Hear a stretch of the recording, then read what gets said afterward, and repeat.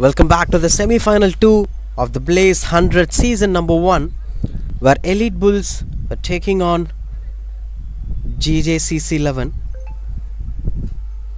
Both were in the same position. 4 matches, 3 victories, 1 losing game. Vishal starts up with the first ball, and that's glided to the onside and eventually goes to the boundary. Positive start here from Dinesh Kumar. Straight away gets a boundary.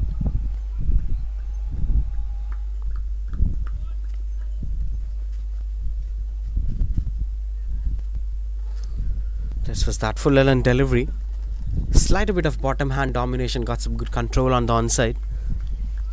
Elite Bulls has an interesting fact to be spoken about. They have never batted second in this tournament, which eventually happens in semi-finals as well. Cuts it away this time and finds the third man hand. That's a breakthrough. Boundary and then follows a wicket. Vishal gets a breakthrough. This is tremendous catch taken at the third man region. This was a back of length outside the off stump, and he was actually trying to get good control of it. It was travelling really well until this man came into the picture. Magesh Kumar take the catch. Spectacular performance to begin things off with. Happy faces, positive energy from GJCC 11 to get some early breakthrough.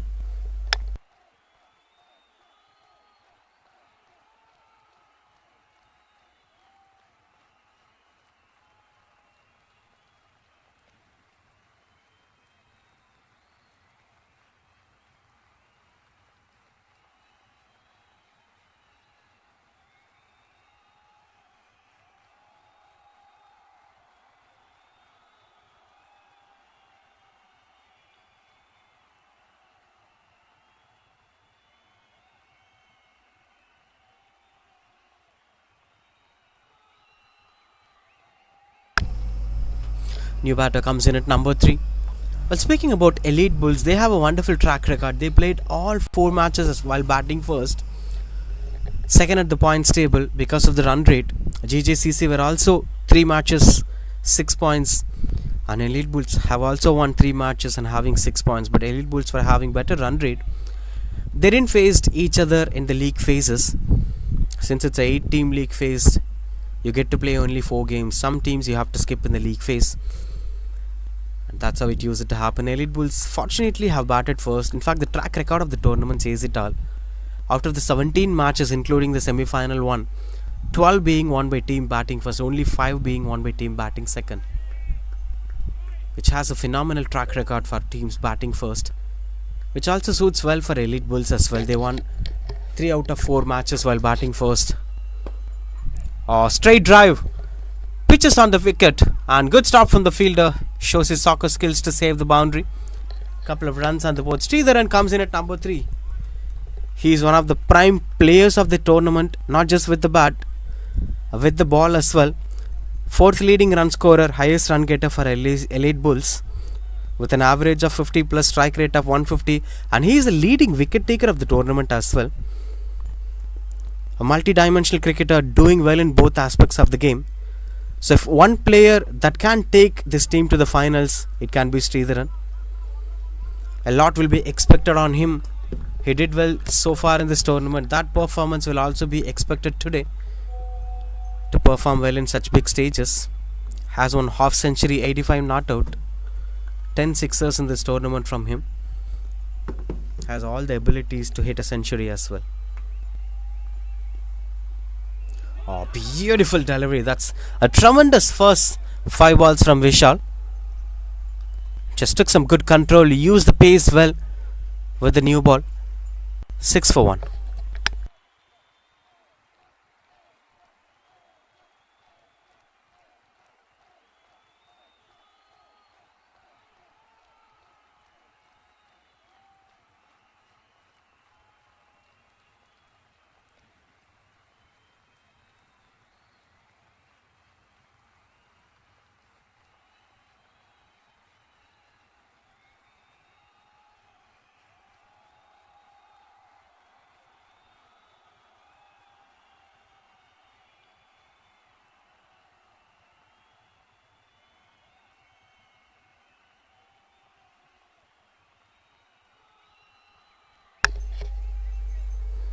In fact, Vishal continues out to bowl. Oh, good shot that is. Good placement as well. Eventually travels past the boundary ropes. Positive start to Sridharan as well. On the other end, we have Vallarasu, who's also a wonderful batter in many tournaments. Back of length outside the off stump, punches through the covers. Cover point inside the circle. Extra covers are deep. It's not something that went on with the field, but since he's having a third man, he have to bowl back of length. That's how it used to work.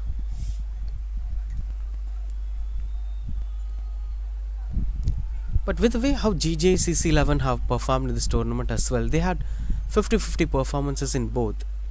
They had a few games went on in favor of them while batting second. They had a few games went on in favor of them while batting first as well. Whichever they do, they had good results following them. Beautiful shot that is. A lucky one as well. Invitation from the batter taken in. Good control from the batter. Sridharan gets another boundary. A change of line, but not a positive intent from Vishal. When you have two of your fielders outside the circle at the offside, you can never bowl onto the body line, especially when you don't have a fine leg. He might have tried to take that LBW gamble, but that's not working on his favor. Sridharan, you should take such batters as early as possible when they start setting tone. We saw in the semi-final one, Gopal had got some initial pressure, and then once he set himself up, he started scoring runs, and that eventually ended up in a century. That should never happen to GJCC. If they don't want that to happen, they should stop Sridharan as early as possible. These are the phases where the batters will be slightly hesitant to throw the bat. Once they get a couple of boundaries like this, then they start to throw the bat. They get the connections better. They start watching the ball well.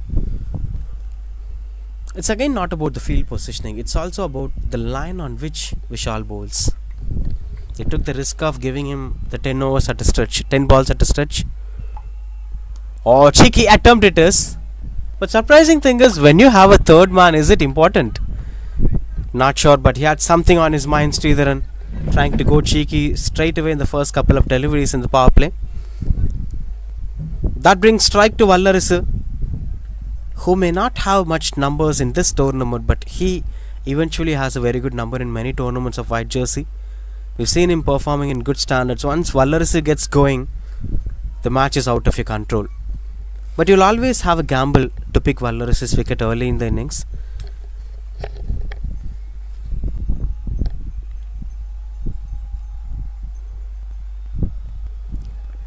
Excellent length that is from Vishal. Even though it's a wide delivery, that choice of going on with such length will eventually support himself against such set batters. You should initially take such gambles that may eventually go to the third man for a catch or even a caught behind. The wicket is really good for the fast bowlers in the new ball.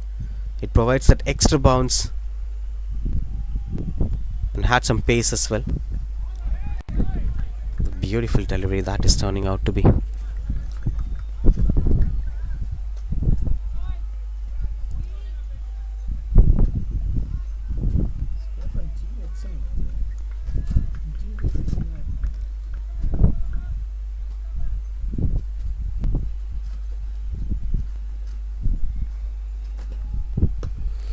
Oh, beautiful shot over the point fielders.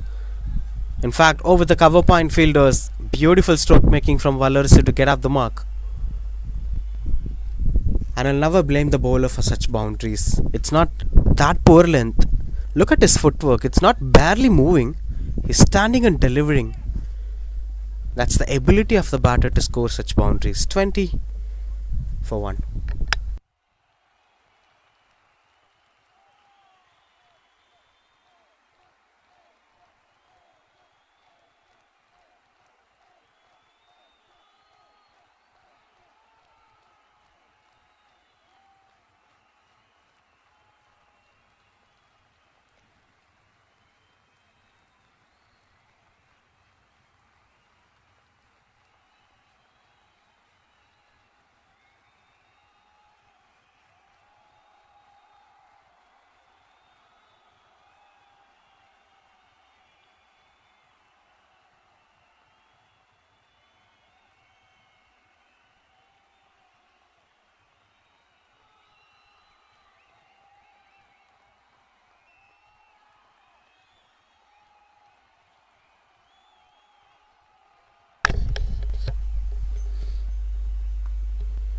Fine leg inside the circle. Good stop from the fielder.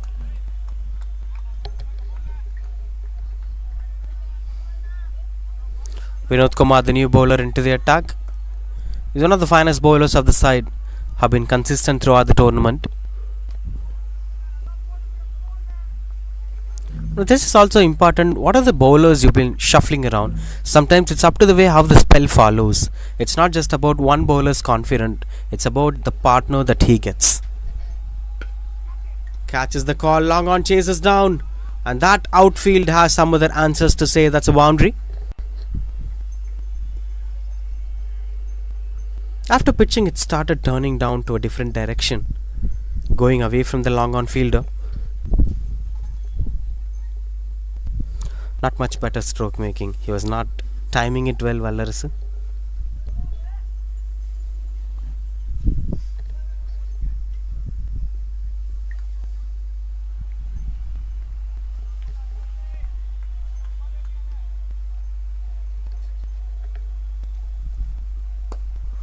Through the covers this time. Much better stroke making. Most likely the last ball of the first over, but this is much better one in terms of footwork and timing. He got himself into the position before going that stroke. Look at that. This time going forward, front foot comes in, and a good execution as well. But if that's the case, there is a lack of footwork from this man. That's the area they have to tackle.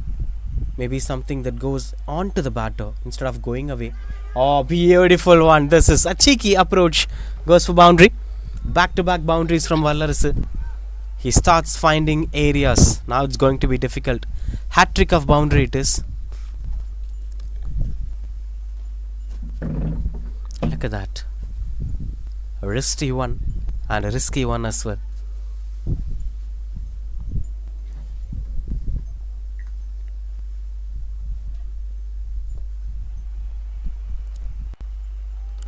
Well, speaking about getting the early impacts as a bowler, like batters, you should also get a good partner as a bowler.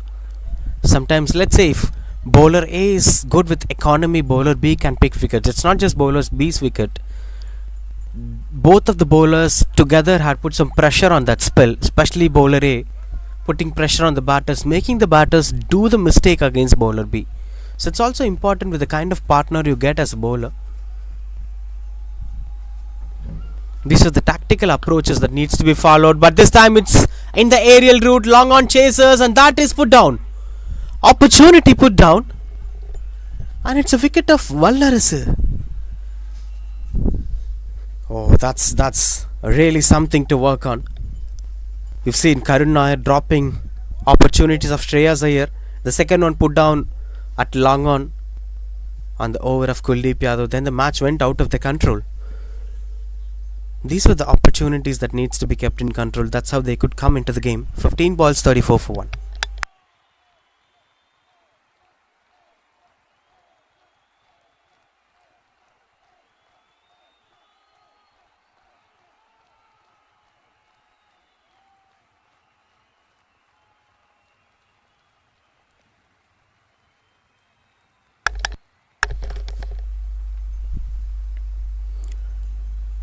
Jace into the attack. Good work on the field as they were trying to keep some control over there. He's an interesting bowler, Jace.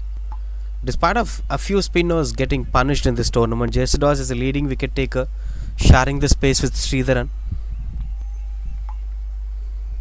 who's at the non-striker end. So the non-striker and the bowler both were the leading wicket takers, having 7 wickets each. If Jace gets 1 wicket now, he'll become the leading wicket taker of the tournament for first innings. Until Sridharan comes into bowl, then only we could get to know who's the leading wicket taker at the end of this game.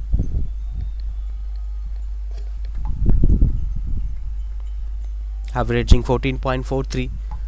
Even though he was slightly bit expensive, he's one of the go-to options in terms of picking wickets for GJCC.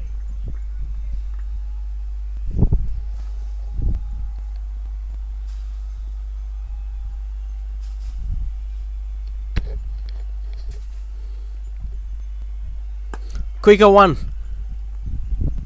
Had Had a bit of control over that. And that brings the strike back to Sridharan. Played the first ball of the previous over of Vinod Kumar. Now he's getting the strike back after a very long time watching all the shows standing at the non-strikers end.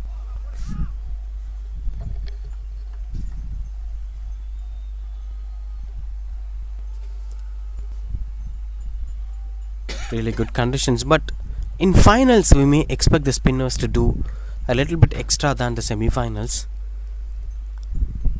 as it's been playing 200 plus balls and the same wicket. It's almost 400 balls in the same wicket before the final, so punch after punch the wicket starts losing, and that eventually starts supporting the spinners getting some extra turn and slower through the air. Oh, two fielders chasing down. Good stop that is. Saves 2 runs for his side. I thought for a moment it's definitely going for boundary. He somehow fought with the outfield and the rolling white ball to save that boundary. Good stop from the fielder. These are the crucial runs that matters a lot in the second innings.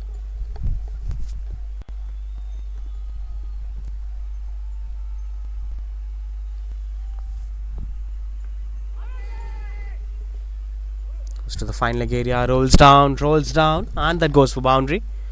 The runs are flowing anyway, despite of whatever the efforts that you take.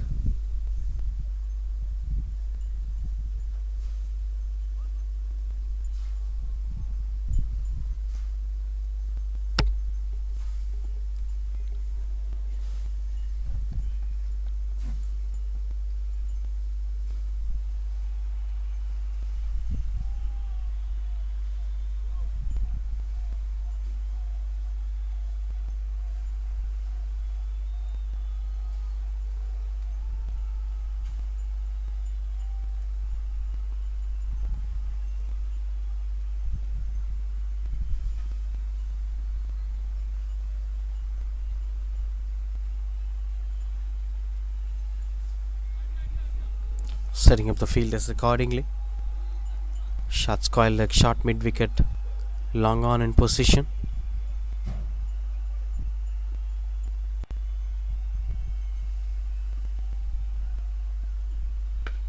Tossed up delivery, and that's punished to the mid wicket region for a boundary. Straight away they started losing hopes here. Loose balls coming on the way. Look at that. This is more or less nothing ball. Maybe an intention to bowl an Yorker, but eventually goes for a full toss delivery. There should be a proper planning. Even if that is an attempted Yorker, there is nobody standing at the deep on the onside. Maybe that's where they have to work well and getting to know how to keep things under control.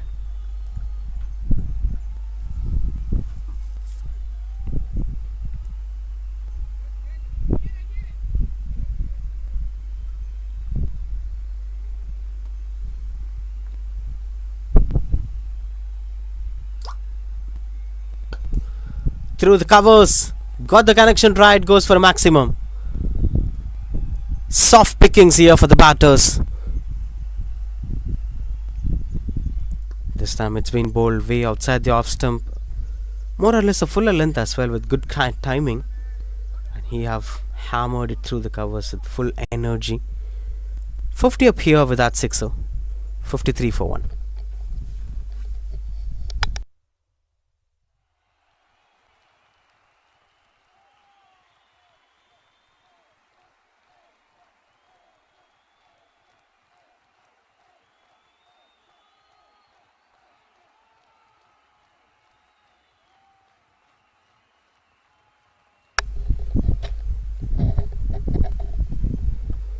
Oh, sweeps it away. Good stop from the fielder. The white ball is racing to the fence anyway. It's very difficult for the fielders to stop that. The quick on which it races down. There is a slight difference between the white ball and the red ball. The white ball travels well. A little difficult for the fielders to grab the ball as well. Oh, picks the ball and the placement seems to be right, goes for a maximum. One more time, it's out of the park this time. Just taking back a look at that shot. This time it's been bowled onto the body line. Good length onto the body line, and that's flicked away to the boundary ropes for a sixer.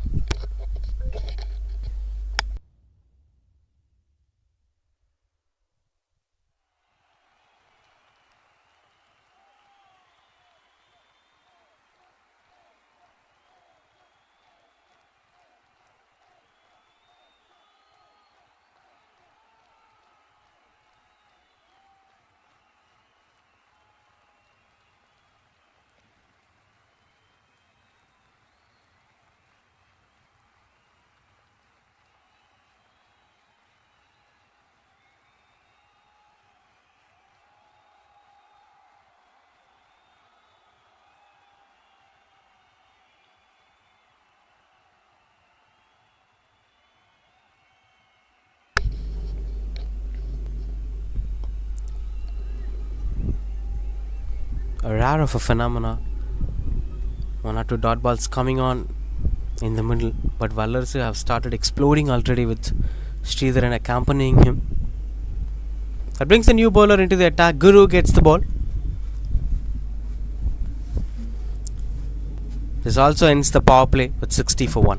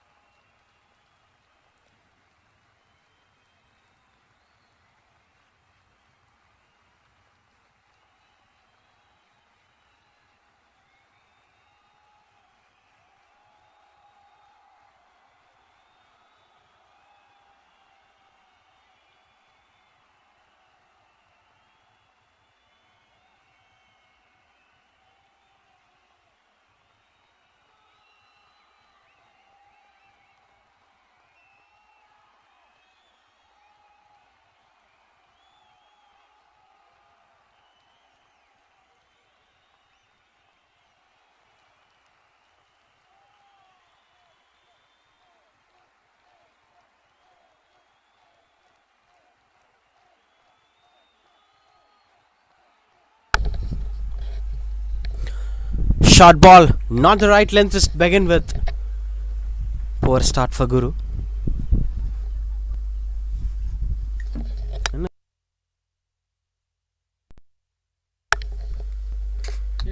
He tried to bowl an arm ball. Oh, that's Prasanna Reddy, in fact.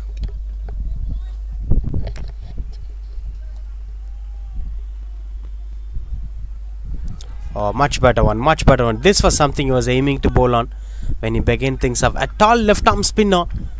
First left arm spinner we're watching for the day. Whenever I come to white jersey, I'll expect left arm spinners to bowl. Because when they come in, they eventually bring some breakthrough. That's what exactly happens there. A left arm spinner came in and eventually brought in the breakthrough that it requires. A flat delivery, more or less a short delivery as well outside the off stump for Vallarsu.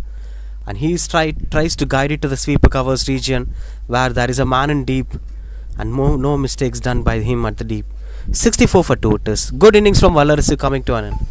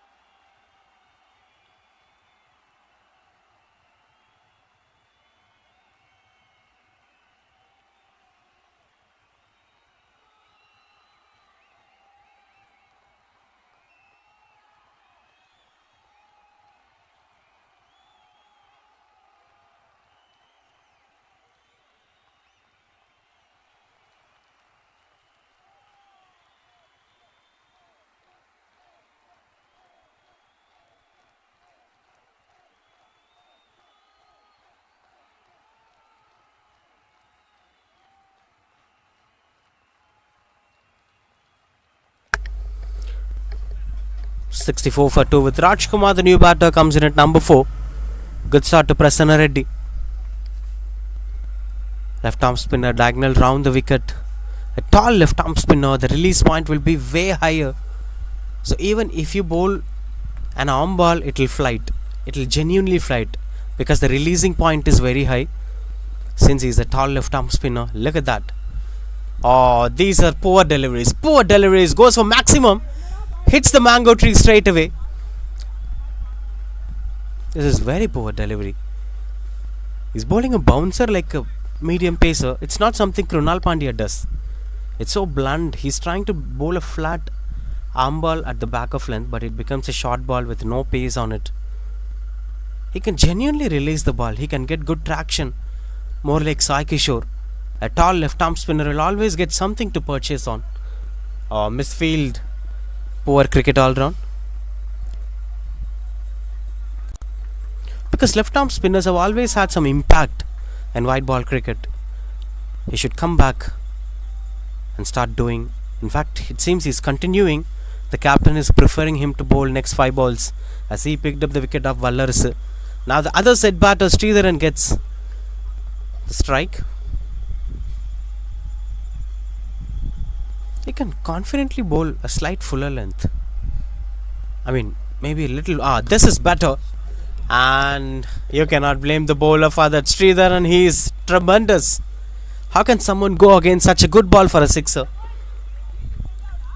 He just finds the aerial route and it eventually travels as well. Look at that. He just gets the height and the distance follows.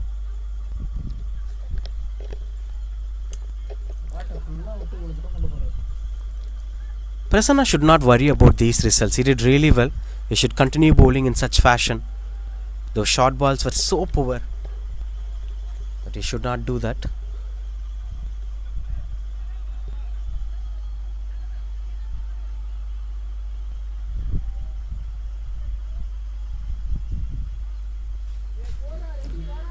There's some discussions were going on in the middle.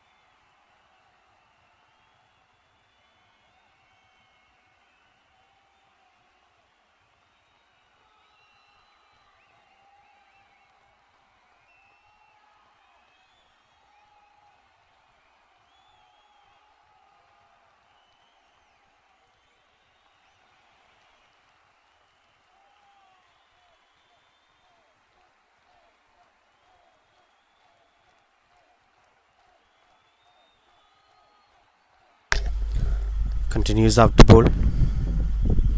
Much better, much better. This is the proper traction. But anyway, that gets some runs behind. If he continues out to bowl this way, nobody could even get closer to the ball. He's naturally having that ability. His height supports having a high arm release point.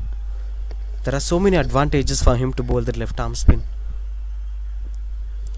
Much better one. Lovely delivery, lovely execution. That once he gets that rhythm, he could eventually bowl that. Never think about batters hitting sixers.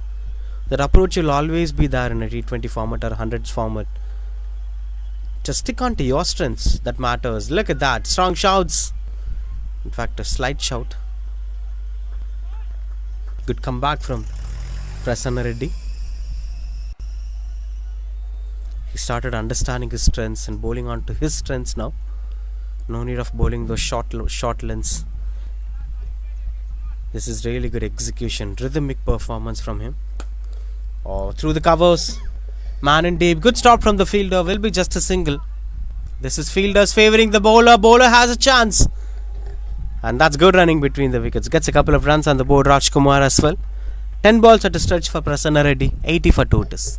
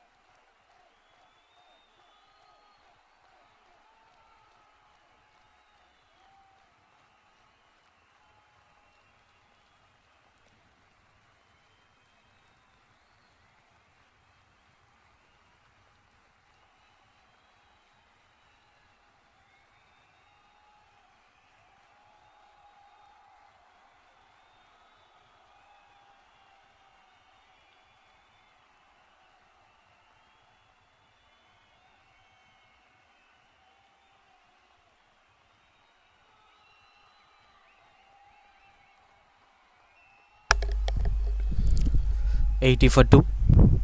Now Rohit, the new bowler, into the attack. The two-way approach of spinners now. Prasanna and Rohit. Here comes Leggy. And a strong shout as well. Has a good turn.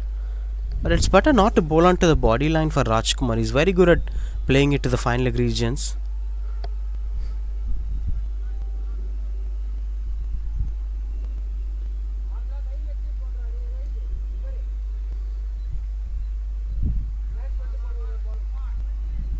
Things were quite good under control.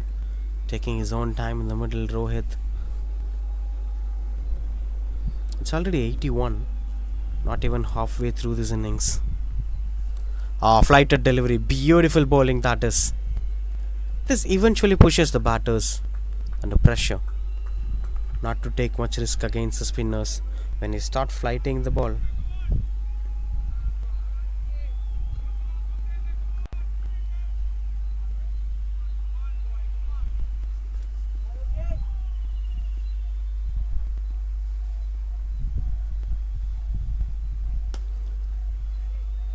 got a good connection over their fielders chasing down the ball.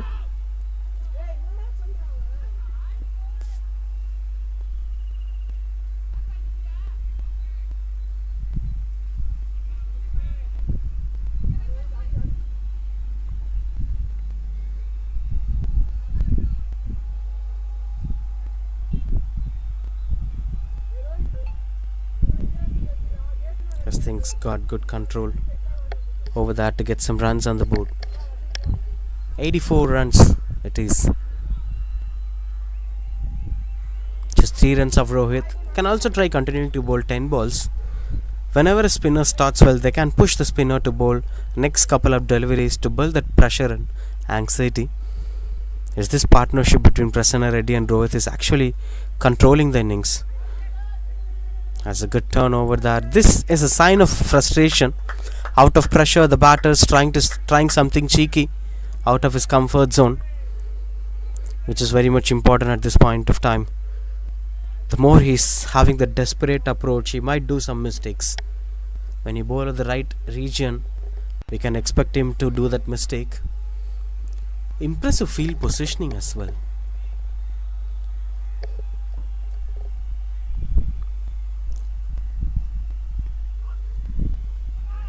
At the bowler end, there is an opportunity, and nobody is at the deep. Will be just a single anyway. They started stealing runs on the board. The pressure started building onto the batters since it's not getting much boundaries. 85 for 2 after 40 balls. And there is no Prasanna Reddy now. Once again, change of bowler.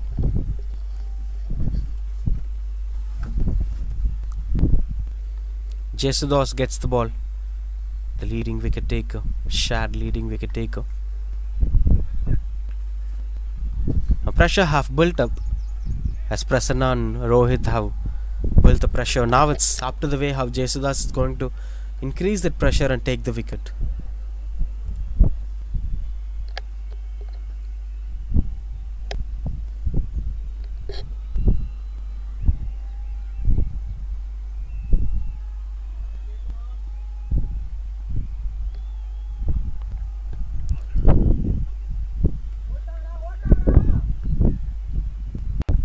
Quite good single to start decently. Rough patches, dry space. Sridharan is losing up his rhythm.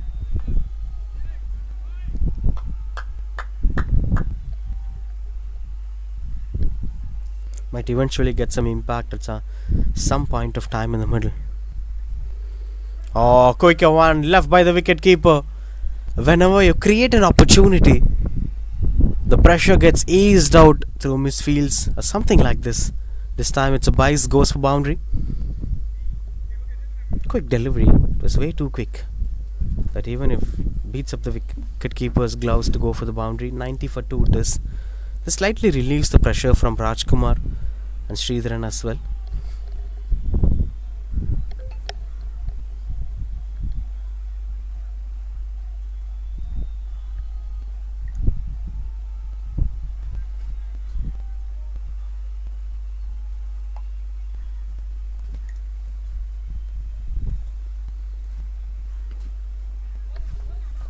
Quite good under control. Another cheeky attempt to play it to the fine leg region, playing out of their comfort zones, which is the first hint of strength for GJCC 11. I think they should start attacking the stumps. There are so many deliveries that hits the pads, which eventually becomes the leg buys, that they are not planning to hit onto the stumps.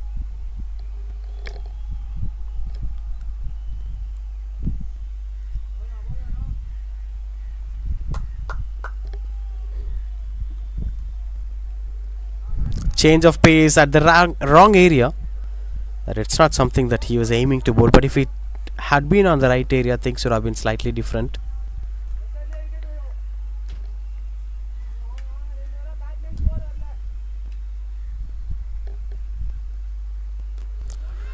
Oh, that seems it had something on the stumps. 2 sounds. It seems it's a hit wicket, something like that. But no hint of sign from the batter. The wicketkeeper was confident. 92 for 2.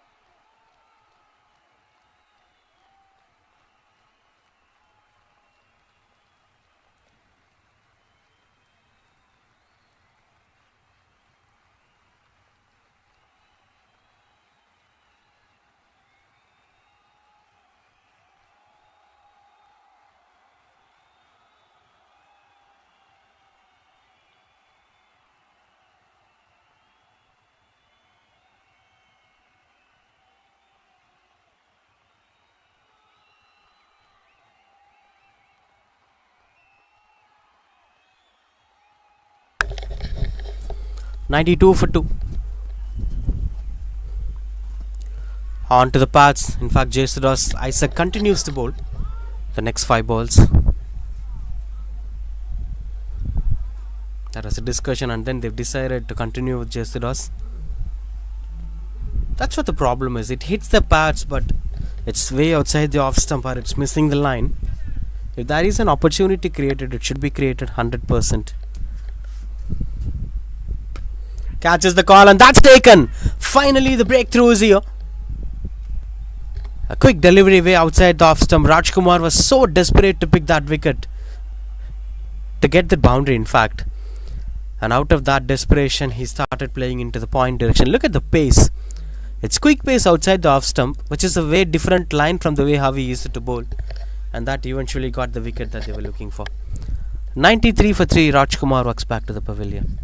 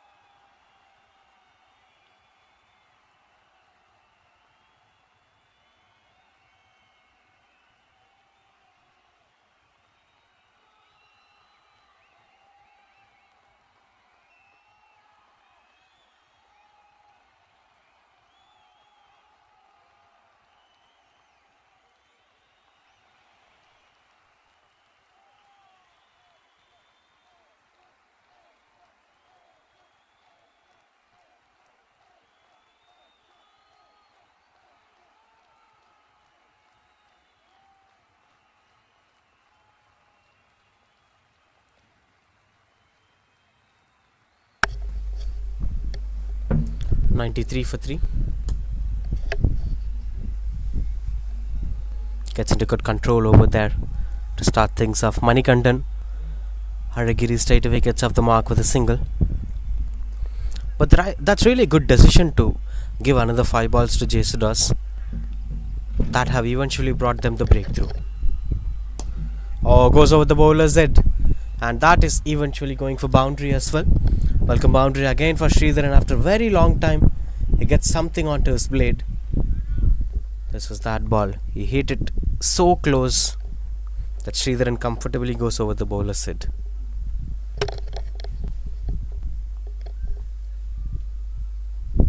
Almost halfway through the first innings. 98 for 3. Another 50 balls have to be bowled right from here.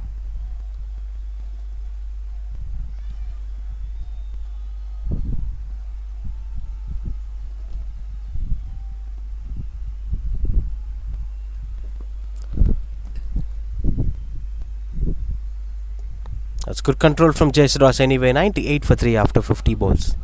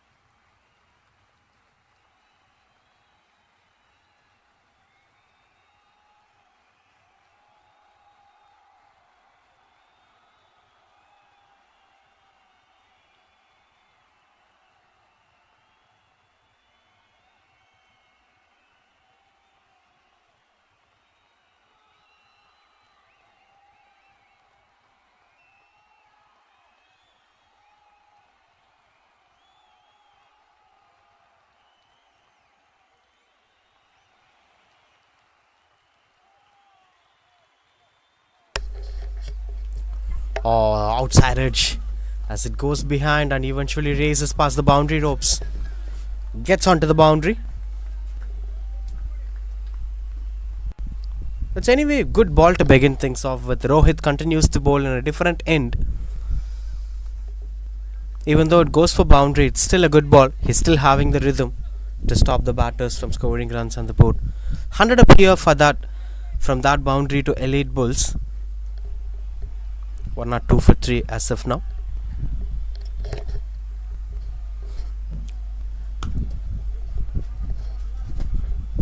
Speaking about spinners doing the magic, this is really a good luxury. Maybe they can give that option of between 5 to 10 the bowlers can stop their over at any point of time. That can bring a different momentum as well for the game. It's up to the bowling team captain to finish the bowlers with that 20 overs quota. 20 balls quota. Maybe that may give different freedom to the bowler and the captain. That's flicked away. High and handsome lance out of the park. A maximum. Finally, some breathing space here for the batting unit, getting a couple of boundaries and sixers. This time he moved across, got it into his range and dispatches it out of the boundary ropes.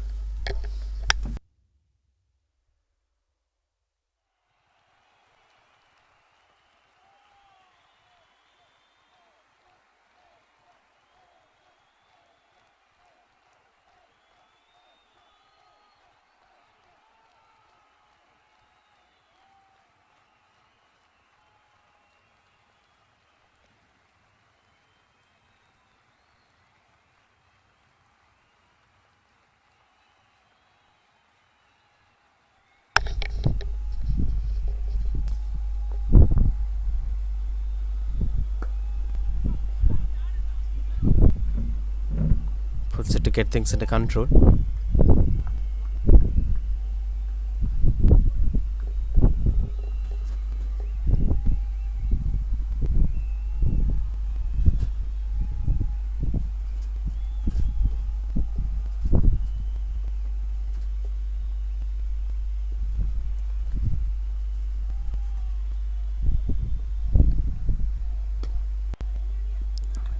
Good stuff that is. Having good dominant control over that. 55 balls, 110 for 3. Seems there is a change in the approach as well. Is Rohit continuing? No, he's getting the cap. That must be the change of bowler again.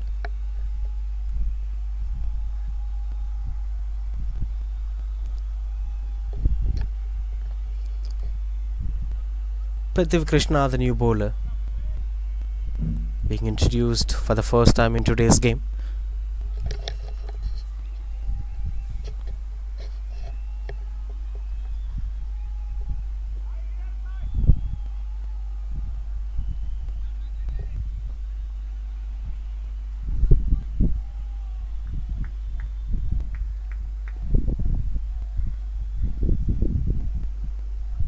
Oh, beautiful action. So unlucky.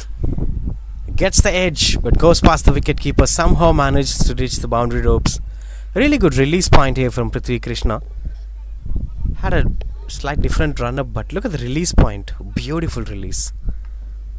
Just twisting up his body onto his right toe. Positive intent from Prithvi Krishna here.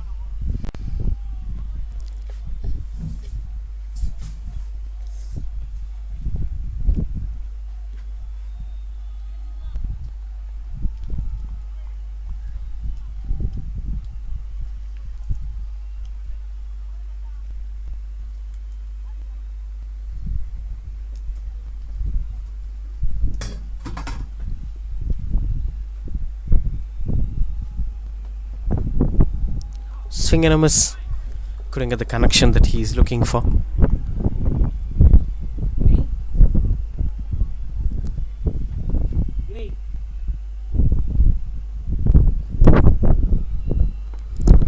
Another swing and got the connection better, but that is a man in deep, as it turns out to be just a single.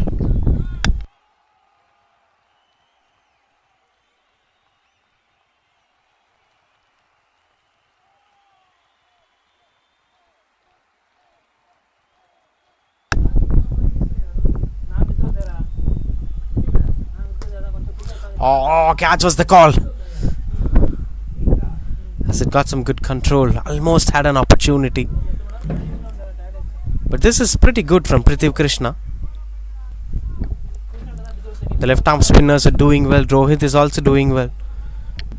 Jesdos is also doing well. Short bowlers and slow bowlers are creating a good impact in this game.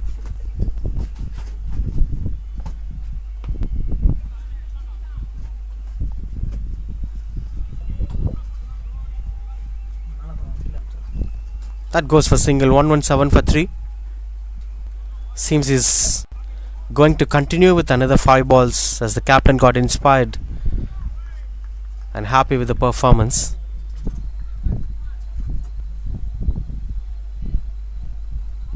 Impressed captain, giving him another 5 overs to bowl. Oh, beautiful that is. Prithvi Krishna gets better and better. He started things off with a boundary, an unlucky boundary, but now he gets better.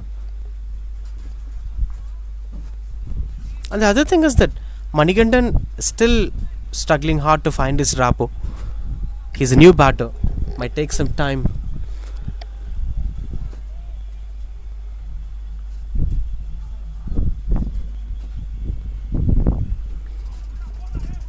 This time was given wide.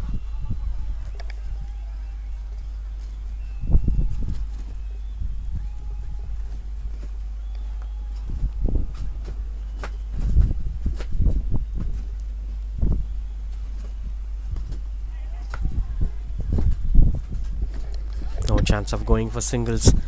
That's dot ball after dot ball. Controlling the run rate here. Prithvi Krishna came in at the right time to stop the batters from scoring runs on the board.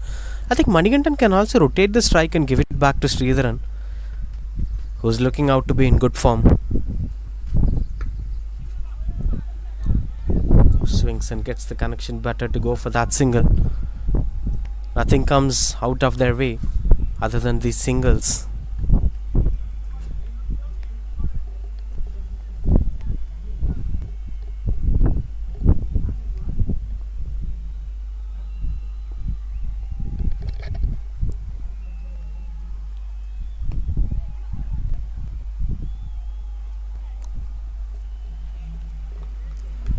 Trying to play some silent knockout there, Sridharan, which brings strike back to Manikandan as well.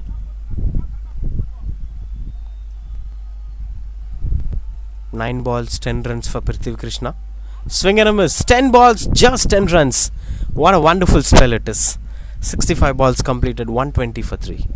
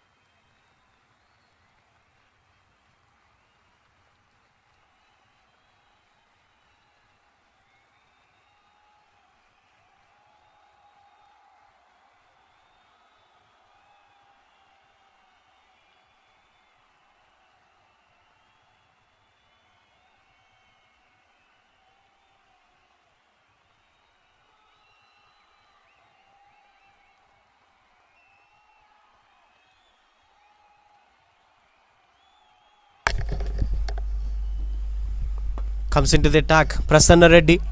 That's a better poor connection in fact, but anyway. Oh, what a save it is. But eventually goes for boundary. Good try from the fielders. So many drama happened in that region. But eventually that goes for boundary. The boundary that they were looking for a very long time. I think it's his 50. 50 of just 32 balls, Sridharan. is still carrying on with his hopes. That is something called responsibility. He's taking that responsibility up in this crucial game. Strong shouts from Prasanna Reddy. Good delivery that is anyway. He's just spot on with his length. Beautiful release point. These are gifted talents. Not all the bowlers get same kind of release point. As of how Prasanna Reddy is getting, that is very much important. If he gets used to such things, he can start making miracles around.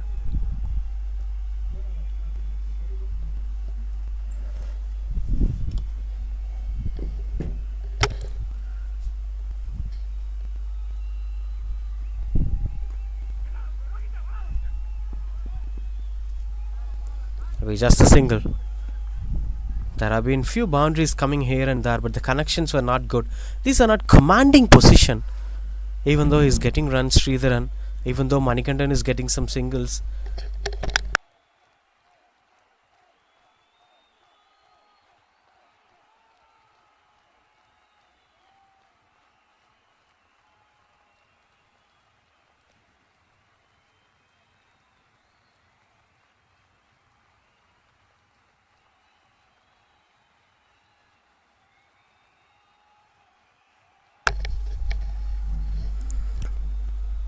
One more from Prasanna Reddy. Flighted delivery taken down as full toss. There is a man in deep. It will be just a single. Manikandan will be keeping the strike back for the next over. That's 128 for 3.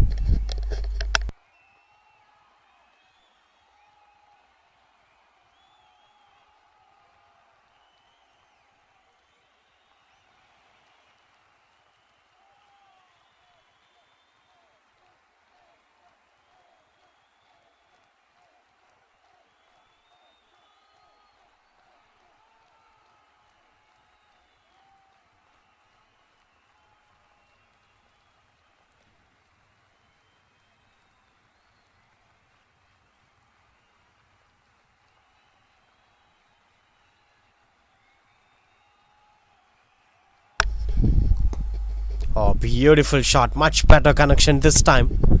And it eventually goes for boundary. Much important boundary at this point of time to boost up the confidence. This comes from Manikandan, in fact. Prithvi Krishna bowled up his first 10 balls really well. 10 runs off his first 10 balls. Just one boundary, that's completely fine. The length was not something that could disturb the batters. It's more or less inviting the batters to go for the boundary.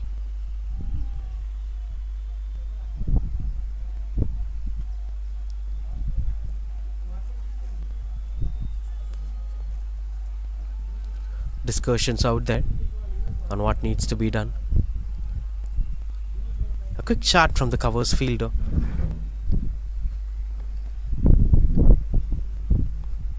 This is better. This is Prithvi Krishna special. When you release it just before the fuller length, you can have time to deceive the batter with the turn. If you release it to the fuller length, there won't be any time for the ball to deceive and go away from the batter. That's why the left arm spinners create the impact. But this time he slightly steps out and finds the same region to get that boundary. He understood the area of approach from Prithvi Krishna. Good batting that is from Manikandan. Let's take back a look at that. A slight bit of forward movement which gave him to reach the length of the ball. Now this is going to be interesting to watch out for. Now two boundaries at the same region. Will he fumble with a short ball, or is it going to be something better like a top spinner outside the off stump? This is what Chahal used it to do, or even Mitch Shantner does. Okay, if they are trying to take on bowl a top spinner, more slow, more flight, extra bounce at the same length, eventually there will be an opportunity. Much better one this time. A slight alteration of length which doesn't let the batter to score runs on the board, but misfield offered them extra runs.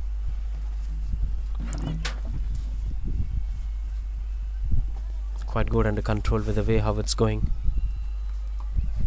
138 for 3 in 74 balls with last 26 balls in action. The possibilities of 200 is going out of their control. This is really good comeback here from JSCC, and that's finally the breakthrough is here. Manikandan one more time trying to step out and take charge. This time a completely different length altogether. It's flat and quick, no flight, not reaching out to the closer of batter, and that's how the wicket gets falling. Prithvi Krishna gets his first, and that's 138 for 4. Manikandan walks back to the pavilion.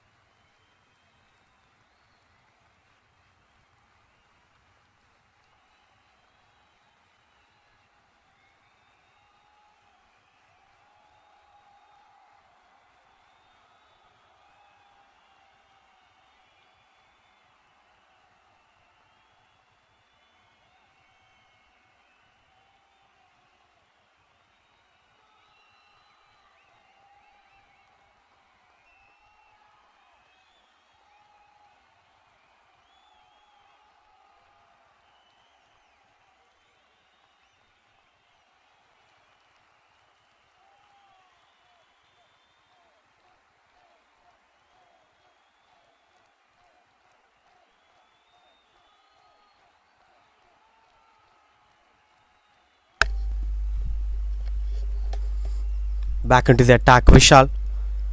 And lucky edge that is, going for boundary behind. Third man inside the circle, and nobody is there to stop that, going for boundary. Pretty unfortunate here, and somehow the runs are coming onto the bat. Amaran, the new batter, straight away gets up the mark with that boundary.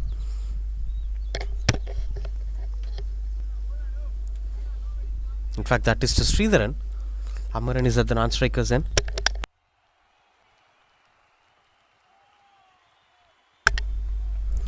Now last 24 balls. They can try anywhere around 180 to 190, if possible 200. There is a set batter around. These are the last couple of overs. There are wickets in hands.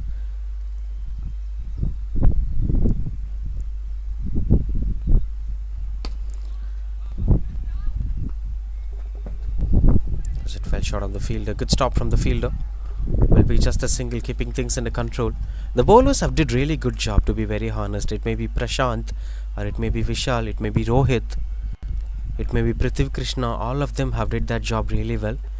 It was something around 220 to 230 at some point of time, but it is now marching towards 180, which is a good sign. But still, it's a good number for the batting unit to fight on. There is something to fight on. It all depends on the way how they're going to bat for the next couple of deliveries. 23 more balls. Amaran, the new batter, left-handed batter, into the attack. Long on, deep mid-wicket. And obviously, deep square leg in place. Pulls it away. And the deep square leg fielder was standing halfway as he chases down. Gets off the mark with a single, but that's dangerous looking shot for the very first ball for a new batter. But you don't have a choice. When you come into the death over, you have to go for such stroke makings. The game is eventually changing. First ball dot or setting yourself up for scoring runs. These were not the way how modern day cricket is being played. In modern day cricket, all you have to do is to keep up the momentum.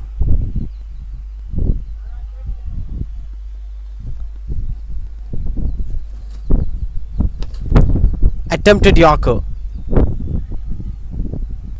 as he's trying to get a couple of runs on the board.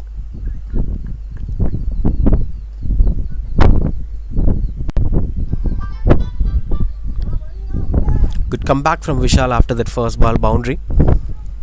Couple of singles following, which is not going to help them out to boost the run rate. This is left-right combination as well. Short square leg inside the circle, in fact. Now he's put down to the deep.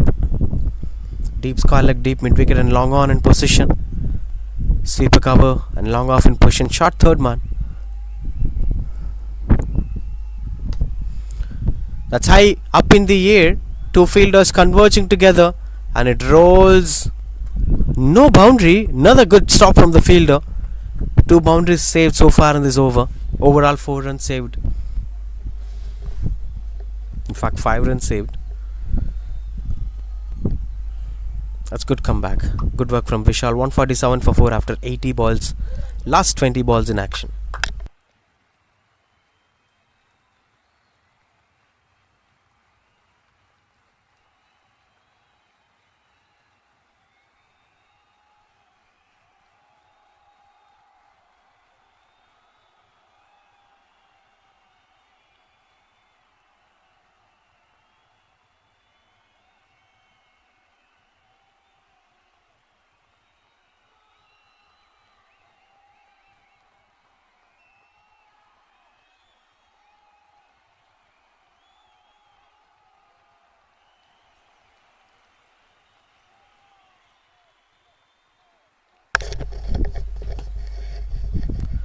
Swings and gets the connection better. Oh, that is a misfield and it eventually goes for boundary. Disappointed JCC. That's not supposed to be a boundary. It's not even a better connection. It's just slowly traveling onto the fielder's hands.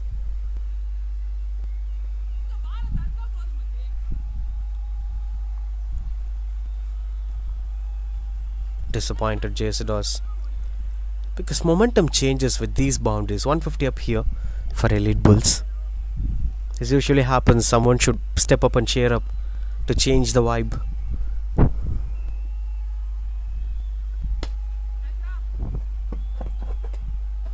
Good stop from the fielder. He's doing a really good job at the long off, saving a couple of boundaries. Preparing yourself before the ball comes matters. That's what he does. And especially while bowling to left-right combination, this may be a slight bit different pressure altogether that they're trying to compile and put themselves into control.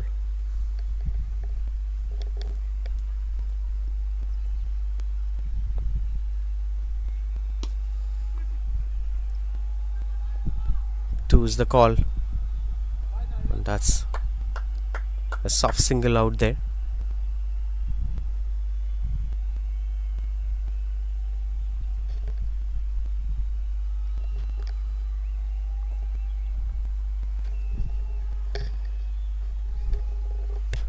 Good turnaround overall from the way how they were at some point of time, from the way how they have moved right now. Steps out and finds the connection better. This time it goes over the long on fielder. No chance for them to go anywhere. A slower ball from JCC But he already stepped out, which gave him enormous power and control over the bowler. Look at that. Took that as a full toss delivery. Even though it's a slower one, he got a connection better. It's more like getting the ball out from the bowler's hand and dispatching it. Much needed sixer at this point of time. And a good comeback from JC as well. 2 is the call from the batters. Fielder chasing down. Good running between the wickets. A slight bit expensive. And bringing Elite Bulls in good control. 161 for 4.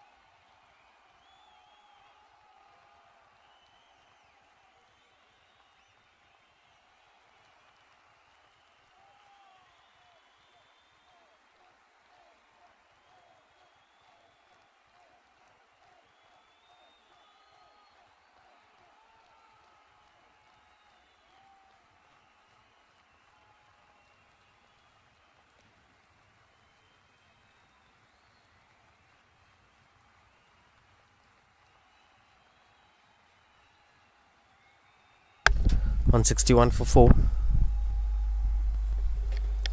Prithvi Krishna back into the attack. Oh, good try from the covers fielder. Jason Ross, it seems.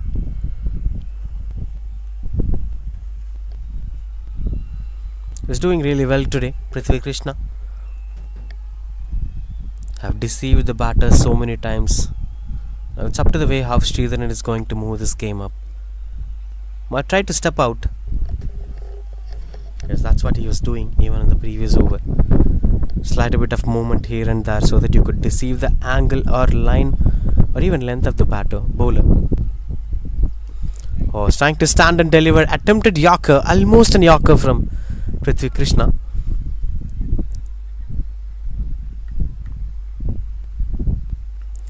Here it is going to be a challenging stuff to watch out for.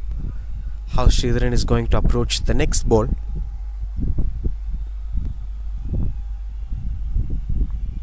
Oh, swing and a miss. Beautiful delivery, that is. This is completely different length. The previous one doesn't require you to even move your feet. For this, if you even try for a sweep shot, you can't get into the line. Now, you can expect Sridharan to move. Left or right, back or front. He's moving forward and lost his way out in the middle. Beautiful delivery, that is. He earned that wicket. Prithvi Krishna. A much flat and quicker one. Had a good turn over there. As the day progresses, spinners get more traction. Look at that. The wicket starts to turn. And a good innings from Sridharan coming to an end. 70 of 42 balls. Played a responsible knock, but unfortunately couldn't finish things off. 162 for 5.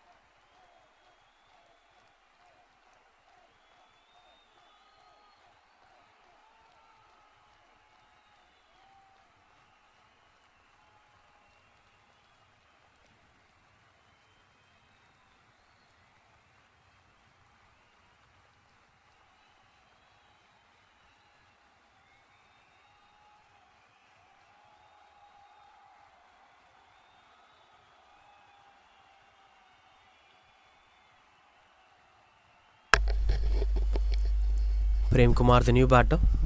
Swing and a miss. Beautiful bowler, Prithvi Krishna. Ball after ball.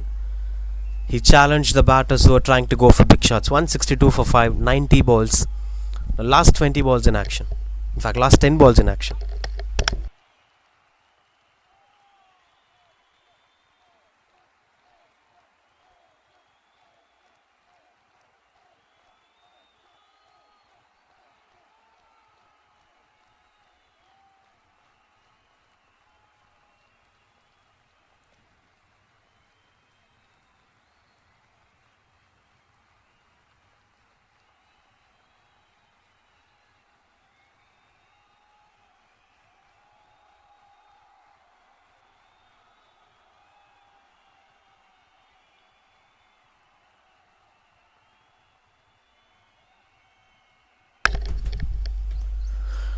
Back into the attack, Vishal pulls it away. There is a man in deep. Will be a comfortable single out there.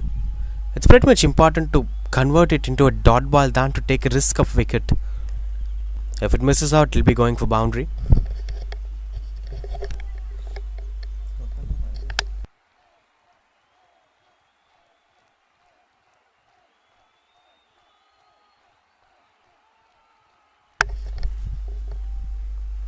.163 for 5. Last 9 balls in action.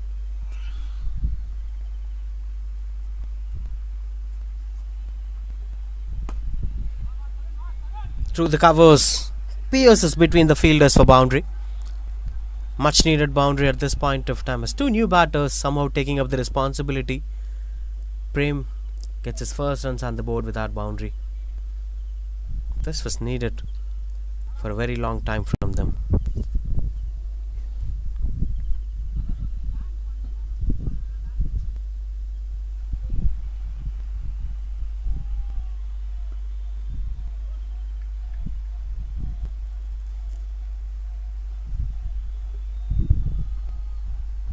Oh, beautiful delivery. Gets a bit of extra bounce out there to keep things under control. Straight away, that's a change of length, but that's slightly risky one when you have a short third man, no third man outside the circle. Even if just gets the feather of the bat, it'll be going for boundary. That's where the bowler gets logged in, Vishal. Oh, beautiful change of pace, slower delivery, which he was also not expecting Prem Kumar at that point of time. This is how slower deliveries must be used. He could have used it after that boundary, but he set the batter with a dot ball and then comes up with a slower delivery when the batter was under pressure. When the batter was having some confidence after hitting a boundary, you can't straight away go with the variation. He'll be satisfied to get some twos or singles.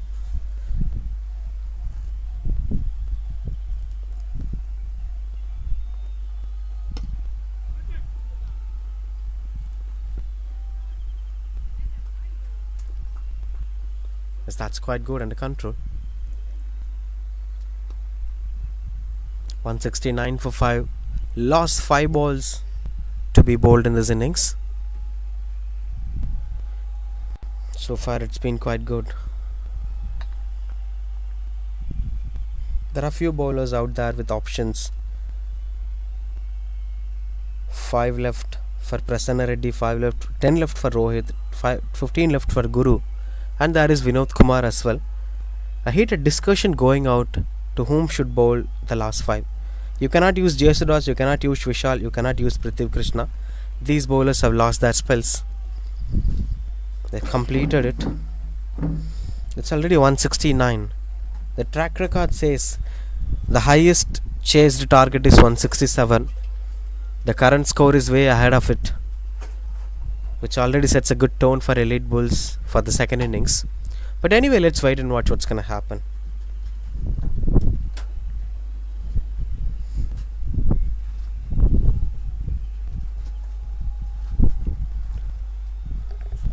And the decision is being taken.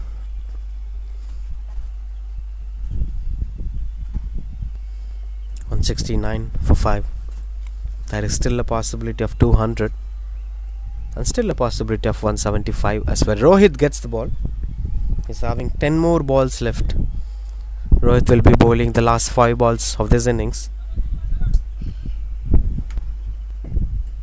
they can set a target of 200 if all these 5 balls goes for a sixer.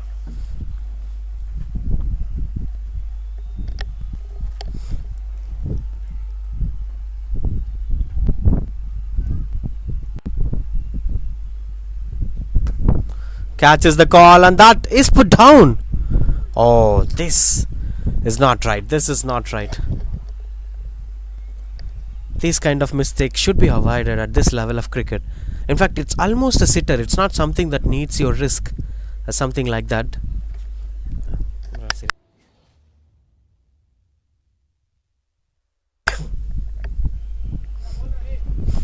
170 for 5. Left-right combination might be a slight bit challenging, but Rohit did really well so far. That confidence might boost him up.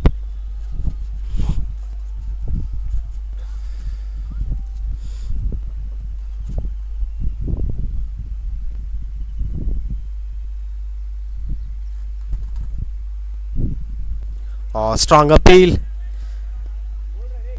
Seems it's going out of their control. Ball after ball. The strike changes as the left-right combination comes in, which may sometimes be a pressure for the bowler. Have to bowl on different angle to different batters, and all they require is 1 or 2 boundaries so that they could secure a good total.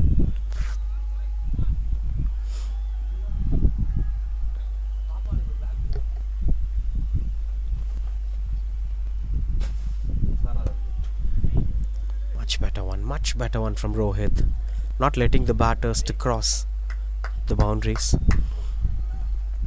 In fact, it's not even crossing the 30th circle, just limiting things up with the apt resources out there.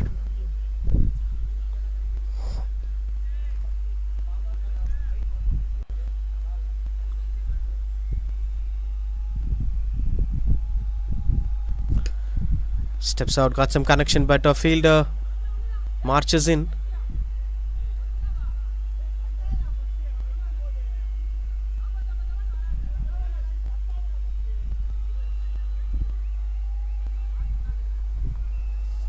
It'll be just a single. Now last ball of this innings, 173 for 5 as of now. Will they go for something bigger?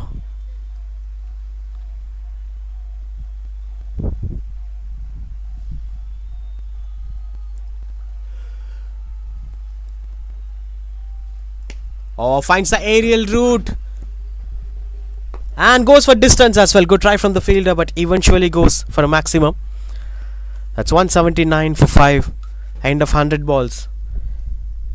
The last ball went in good control of the batter. Amaran was trying that for a very long time. Finally got the connection, which sets them into a good total, 179. Now 180 is the target here.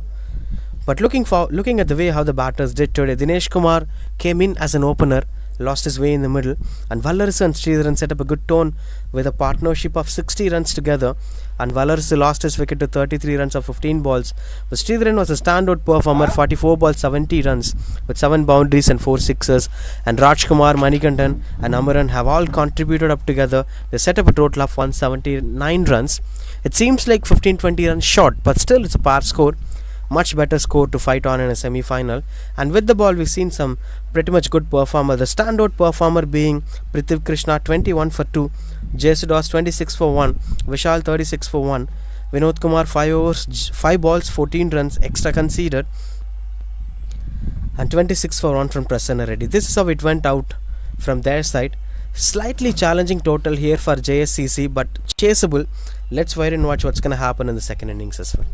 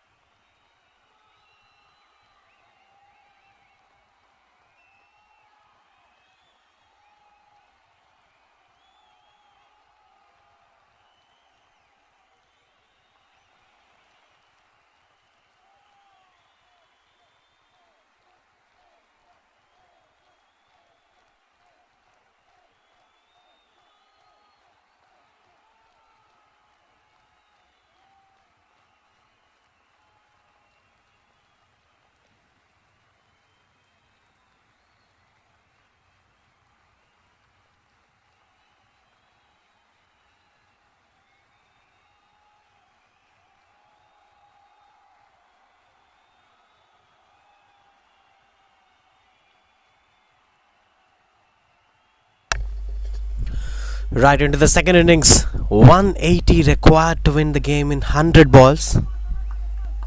Been a good start for them. Now it's up to the way how GJCC 11 are going to fight back against Elite Bulls to get promoted to the finals. Will be exciting to watch out for, by the way, how they're going to fight back. Is this a slightly above par score? No team have chased such targets in this tournament. That's the first ball. Pulls it onto the onside. To get off the mark with that single, Tirunarayanan along with Magesh Kumar were the openers, and Dinesh Kumar gets the ball.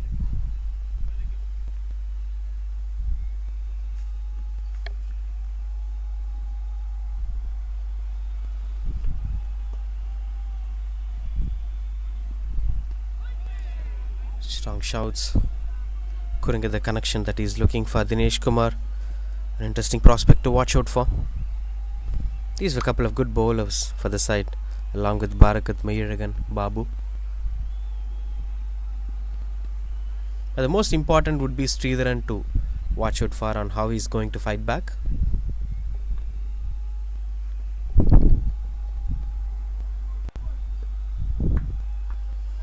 For GJCC, there is Veera Vishwa and obviously Jesudas. Oh, beautiful delivery. Look at that. Just gliding away from the batter. Exceptional bowling, that is. Just pushing the batter beyond his control. Tirunarayanan have 75 runs in just 2 innings with an average of 37. Magesh Kumar 46 of 2 innings with a strike rate of 170. Whatever the past numbers, today all they require is one batter making it to big numbers, maybe 60, 70 or even a century. Oh, finds the aerial route, catches the call, and that eventually goes for maximum. Starts exploding here with that sixer. Magesh Kumar gets much better connection with that. That's why he's well known for his strike rates. Not on the range, but eventually he brings in the bottom hand in control and places it over the long on fielder.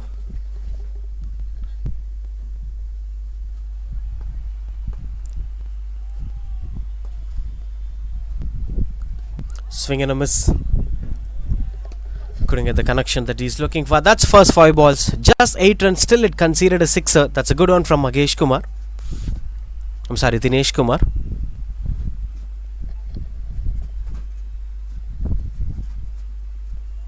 Quite good and a positive start out there. Now they have to pull things before getting into control.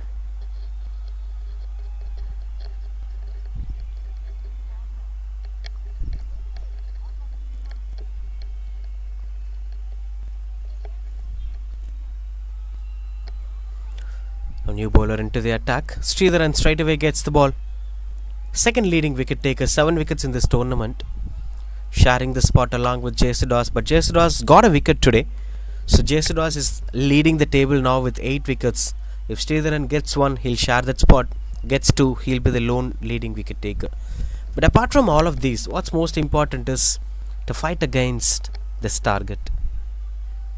This is much comfortable target. They should not do much mistakes. We spoke a lot about this in the first game as well. There are 2 ways you can approach a white ball cricket match or a T20 format. Number 1 is being extraordinary. Number 2 is not doing much mistakes. The bottom line is not doing much mistakes. Now at this point of time, Elite Bulls have to follow that formula. If they does not do much mistakes, the game will eventually come into their hands. That's white plus single anyway, having some extra pace out there. That's pretty much clear. He's having the genuine pace which takes him into the game.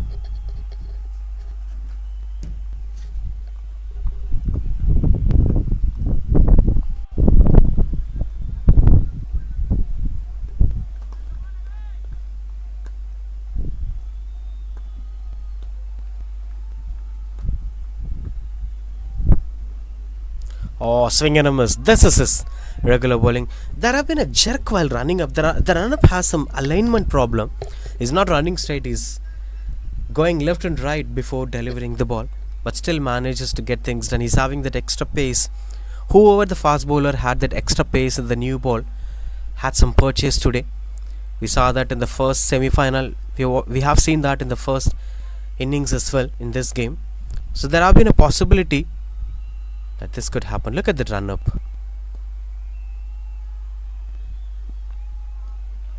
Good one. That's interesting to watch. A few steps but generating good pace, which eventually makes the batter to struggle. He's 6 balls, 6 runs. The pressure consciously builds up. It used to happen sometimes. The batter have to take his control over there.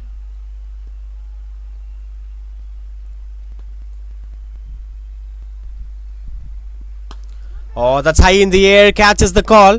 And that is taken. First breakthrough is here. Sridharan came in and straight away picks up a wicket. Becomes the shared leading wicket taker along with GJCC. One more time, it's a back of length outside the off stump. Magesh Kumar trying to go over the mid-off fielder but didn't got the connection that he was looking for. Unfortunately, he have to depart to the pavilion. That's 10 for 1. Good start to Sridharan.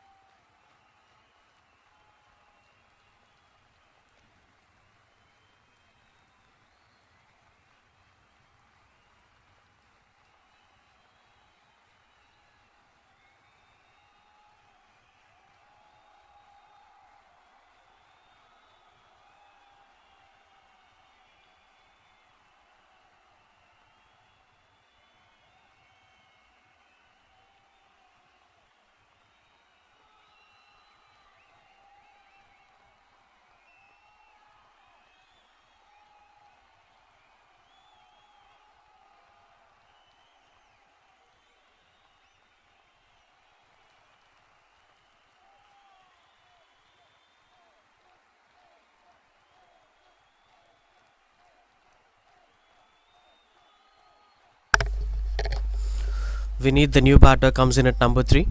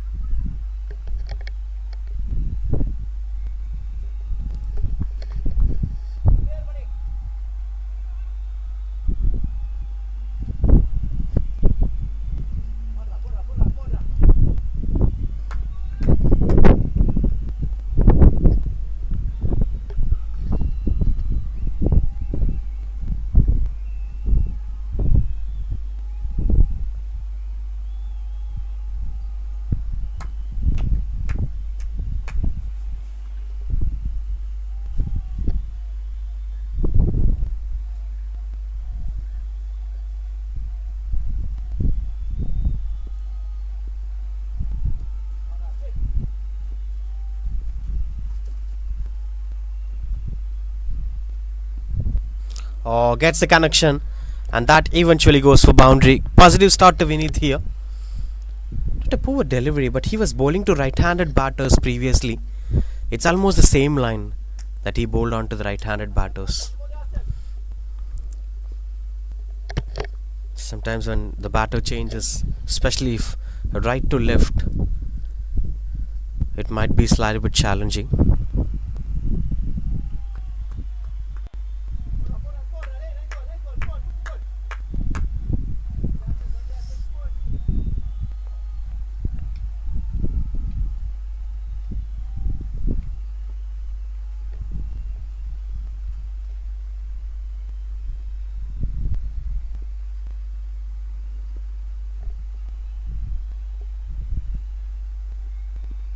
Oh, beautiful delivery that is. Comes up with a soft hand to get things run out there. Another good 5 balls again. He's not continuing out Sridharan despite picking wickets. 14 for 1.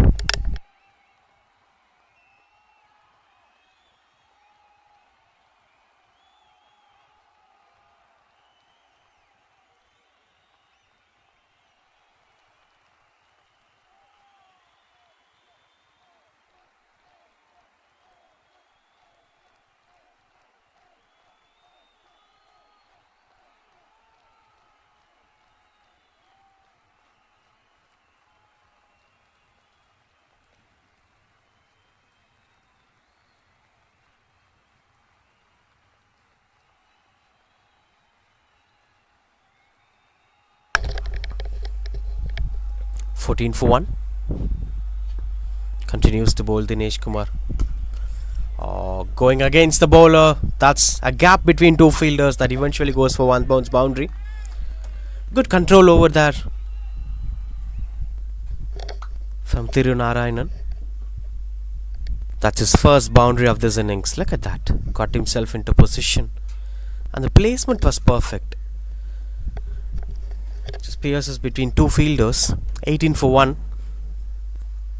This is the kind of approach that needs to be there. And if such batter starts scoring, he should score as long as possible. It should be converted into 20s. 20s should be converted into 40s. Eventually to 60s and 70s. Sweeps it to get some runs over there. Beautiful shot this time. Nobody standing at the deep square leg region. This is much better stroke making. A properly planned one. Look at that. Had an early positioning and eventually goes over the boundary ropes. 22 for 1.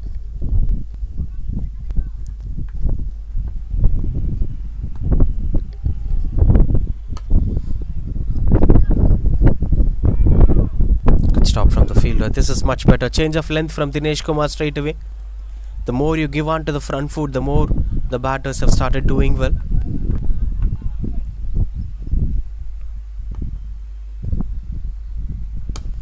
This time goes over the bowler's head. This is massive and a huge maximum out for a sixer. Just got itself into the position. Tremendous stroke making. Look at that. Stride a bit flight. He's having good footwork. Bending down his back foot so that he can get into the position early to find the aerial route.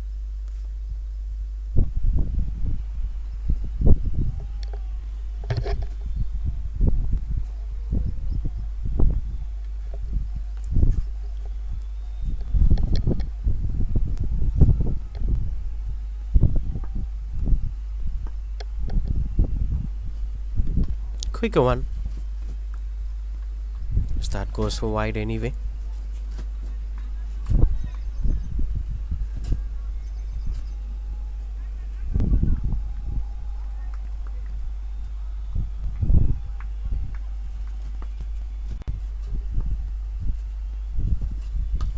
Swings and got the connection better. This is much bigger over the pavilion. Tirunarayanan is in a commanding position and taken down Dinesh Kumar not just once, not just twice, 4 times in the 5 balls. 4-4-0, 6-6 and a wide in between. He's having really good footwork. He's very good at sweeping the ball. 35 for 1 in 15 balls.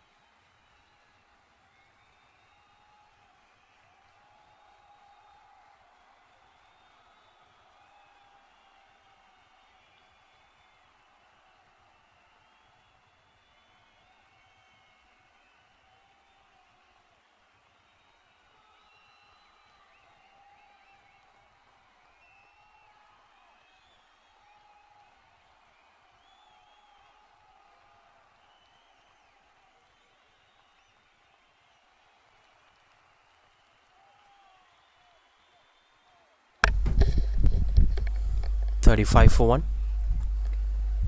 Sridharan continues to bowl.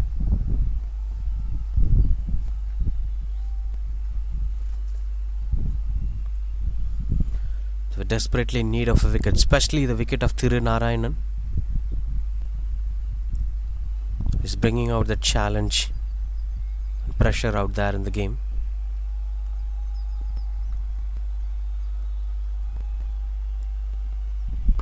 Oh, beautiful. Soft hand single. He does the right job, Vineet. Gives the strike back to the set batter, who's doing really well. I think he can test the length here. When you look at the way how Tirunarayanan have scored boundaries. All of them came a slog, bending down the right foot, getting under the ball and slogging it to mid wicket, sweeping it to square leg, or going over the bowler's head. Whatever, it has the same positioning. He's bending down his back foot, stretching himself well to get under the ball. Maybe they can try going for a back of length on the fourth stump line. That may be something to get the purchase. Don't give any good length or fuller length. That's what he'll be waiting for, Tirunarayanan. Much better one. That's wide anyway. Speaking about bringing such tactics to the game, this is something that's very, very much important, and that's why sometimes set cricketers or big cricketers fails in IPL stages, because everyone knows their strengths. If you speak about Rohit Sharma, everyone knows you can bring in some left arm spinners, you cannot allow him to play pull shots. There are so and so. And eventually, if you speak about Rahane or if you speak about KL Rahul, there'll be some weakness because they've been playing for decades. But if someone is making their debut today, you never know whether they have a googly, you never know whether they have a flipper, or if the right-handed batter or left-handed batter, you never know they have a scoop shot. And that surprising factor matters a lot. Oh, finds the aerial route, and nobody is standing at the deep. That will be going 1 bounce 4 comfortably. This is what we've been speaking about. Back of length onto the body line, got himself comfortably under the ball and found the aerial route. So why this matters is, after Tirunarayanan scoring couple of boundaries, we can get to an idea on where are the scoring regions for him. He didn't score much to the point direction, he didn't score much to the square leg except that one sweep shot. So he's more or less long on, deep mid wicket and a straight batter. So he's more or less V batter, especially on the onside. So you can push himself into the back foot, you can make himself to play as square as possible, which is out of his comfort zone. So these kind of ideas you get once the batter starts exposed.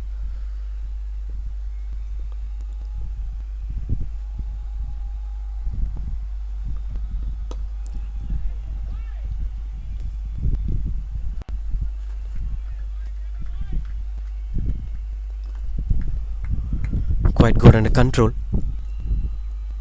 Both Vineeth and Tirunarayanan were trying to maximize the power play. 2 more left here for Sridharan.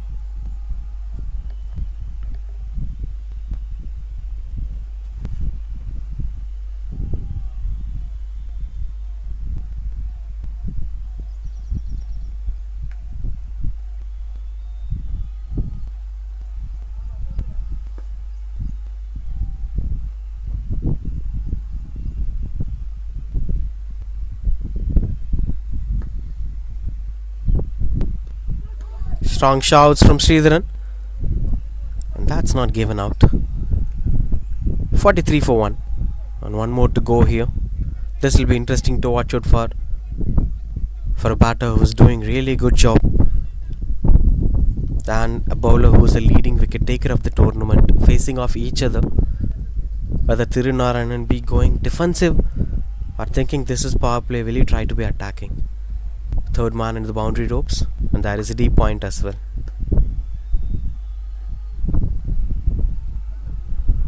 Oh, this is very unfortunate. Second time it's happening. Wide plus single goes past the wicket keeper. Maybe Sridharan can try bowling round the wicket for batters like Vineeth, as this may be pretty much good under control.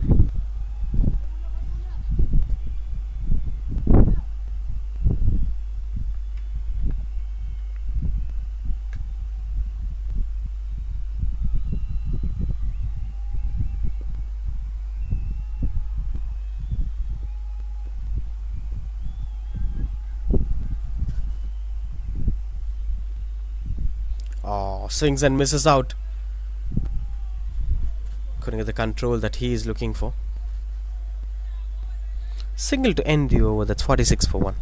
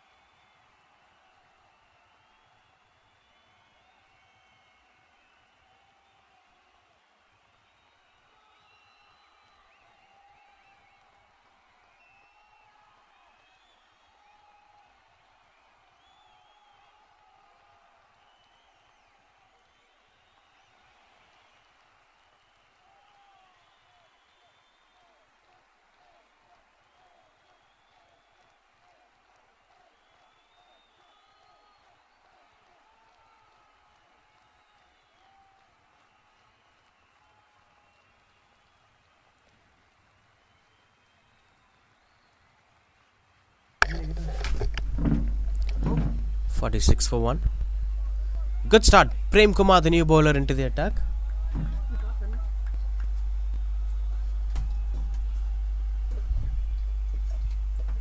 Last 4 balls of power play, turning out to be pretty much crucial. Deep mid wicket out there.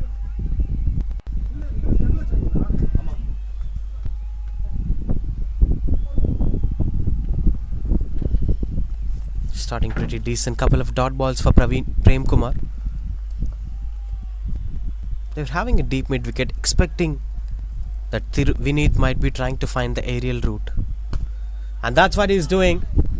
The fielder chases down. Will be just a single.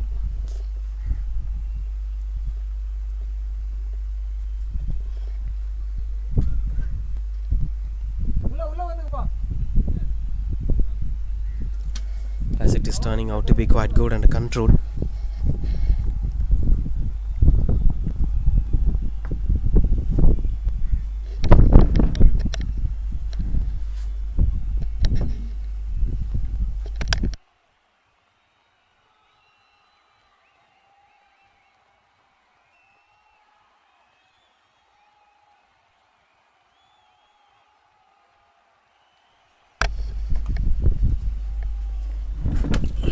Seven for 1.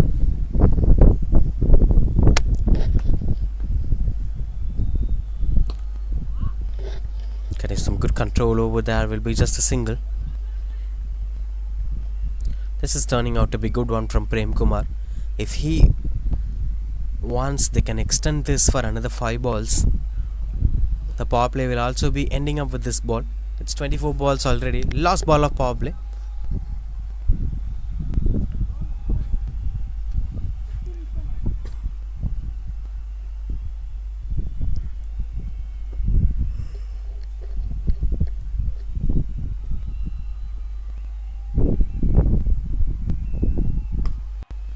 Plays it through the covers. Beautiful shot. They had mid wicket and long on, and purposefully this man trying to play it through the covers. This is masterful batting. Look at that thing. It invites him to play at the mid wicket. He somehow creates room. 52 for 1. End of power play.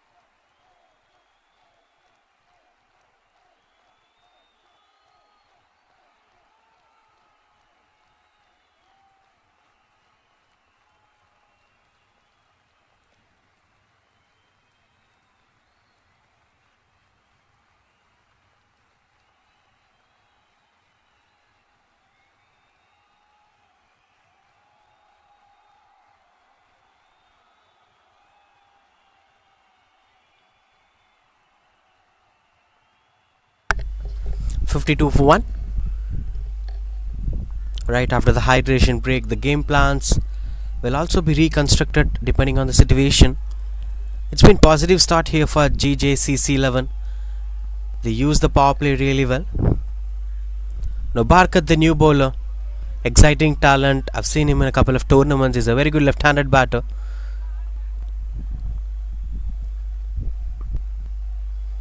These were thinkers of the game. It's not just about the skill, whether he has this much pace, this much flight, or this much turn, or this much variation. These are not the factors that defines the quality of a bowler.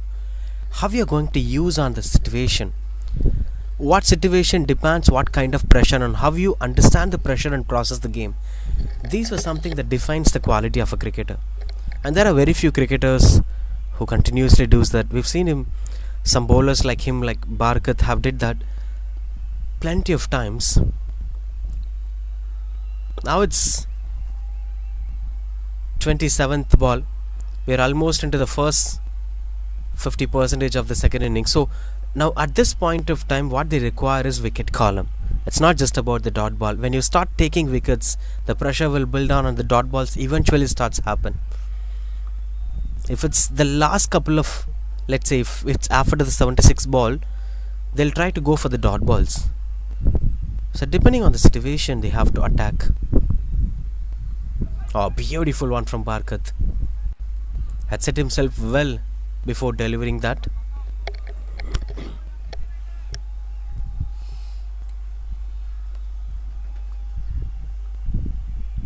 Well off under control, the required runs. Still chaseable.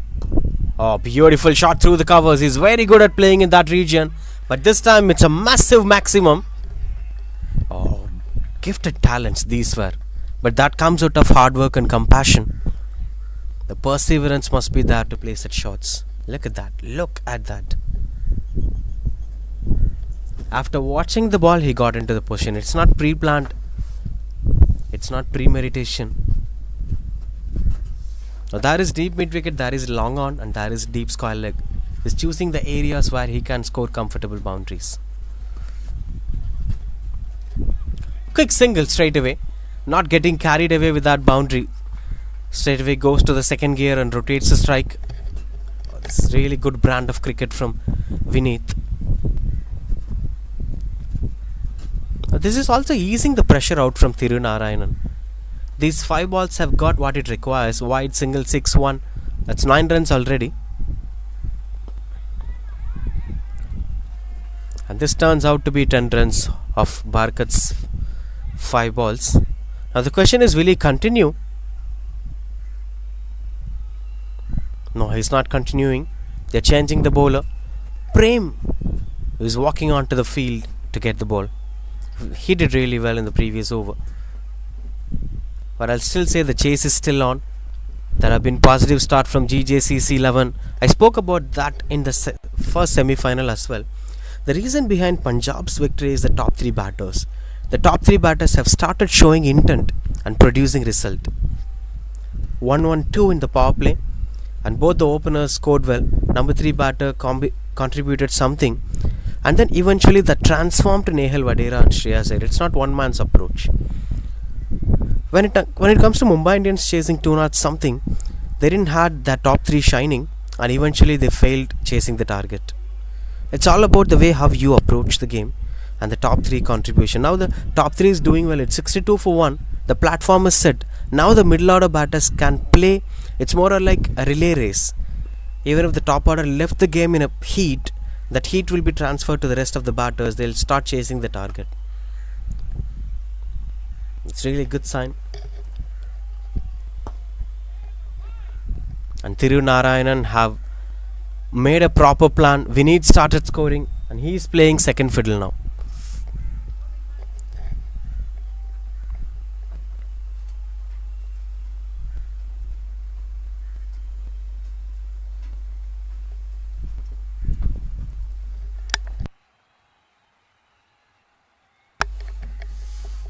.63 for 1.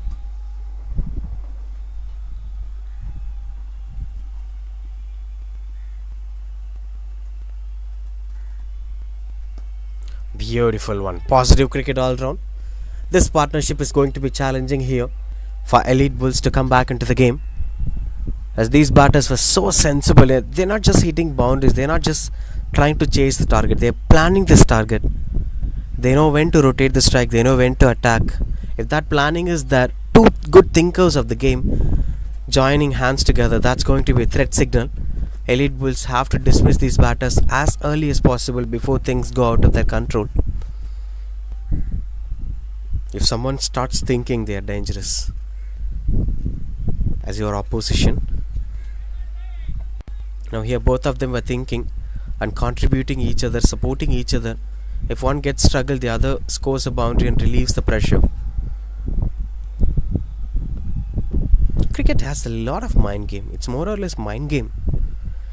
You need to be psychologically aware. You need to plan so much of things, especially while chasing high targets. Look at that. Situation demands what needs to be done. And that's why it's not just a physical sport. It is more or less a mental sport. Mental toughness matters.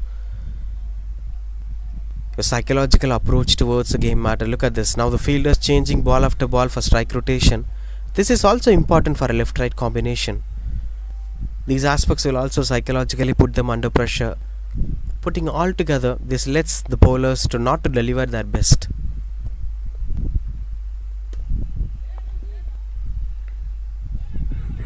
Bit of miscommunication, and that eventually turns out to be a single as well. I think Elite Bulls should start speaking in the ground. The sound is so low. When it happens, it is signal that the bowling unit is tired or shoulders down and watching this partnership growing. There should be some energy pumped up all around the ground, which will break the confidence of the batter. Nobody's speaking, nobody's taking that responsibility. All eyes on Parkat. Seems he's not continuing his spell. There have been change of bowler again.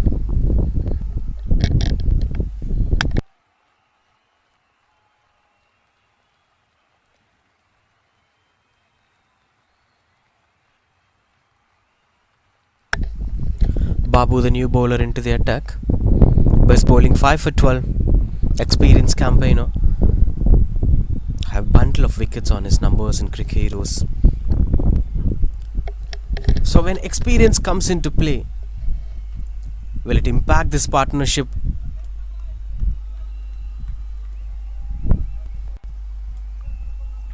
Elite Bulls have started speaking now. The fielders have started taking the energy back. A first ball of Babu bowling round the wicket. This is better. This is better. Stick on to the basics. Don't overdo, don't overthink. Just know what you know, do what you do. Stick on to the basics. Sometimes when you stick on to the basics, the results will follow.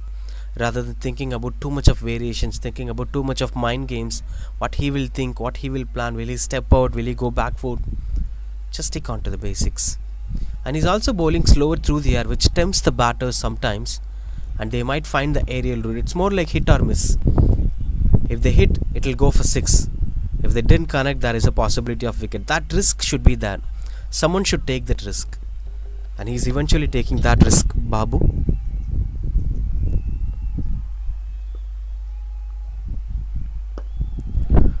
Had some good control over there, but couldn't get the elevation that he's looking for. Good start from Babu, tempting both the batters, as both the batters were trying to go for slog sweeps, finding aerial routes. We can definitely say either it's going to be a big shot or there is a catch alert as well, or a wicket alert as well. Babu has that potential. And he is tempting the bat as well.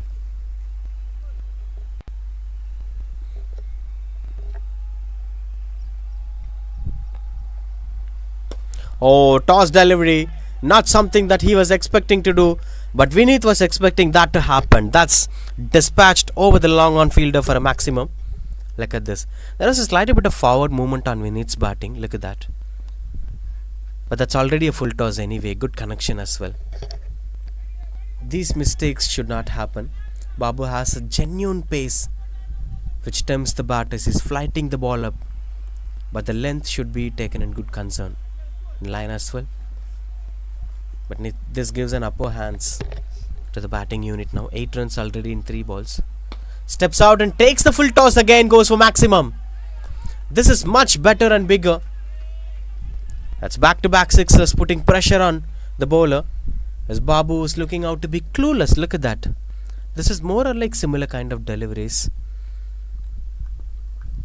And the area of shot selection is slightly different this time.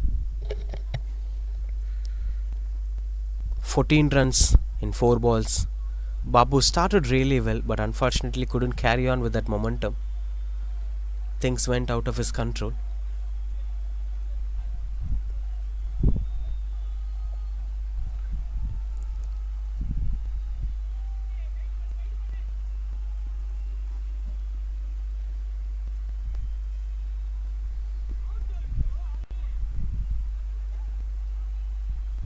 Dot ball to end things off. 40 balls, 81 for 1.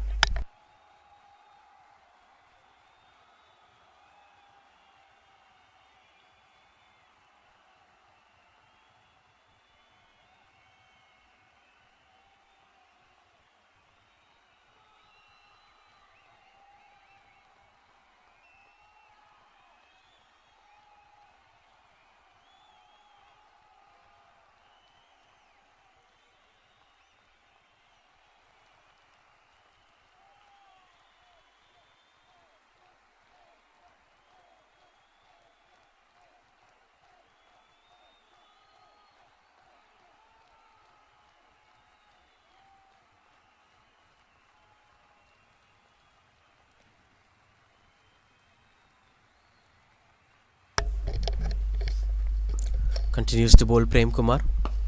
Another toss delivery. Full toss is costing a lot to them today. Good stop from the fielder anyway. Elite Bulls must control these full toss deliveries, which will take this game away from them. We're already getting closer to the target. 82 scored and 98 required. There are so many balls left to be bowled. The game is in good control anyway.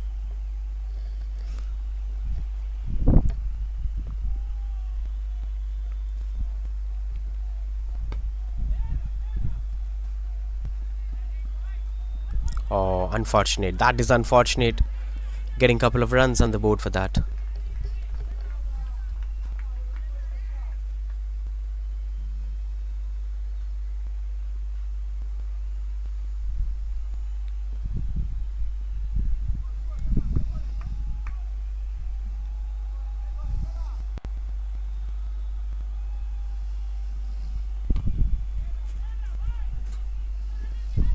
Running between the wickets, overthrows, costing runs again and again, and the fielder hurt. Hope he's okay. Oh, it seems it hit on his face.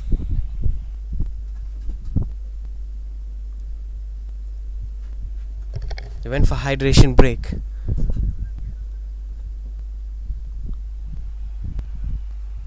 Support staff came in, checking out on the injury.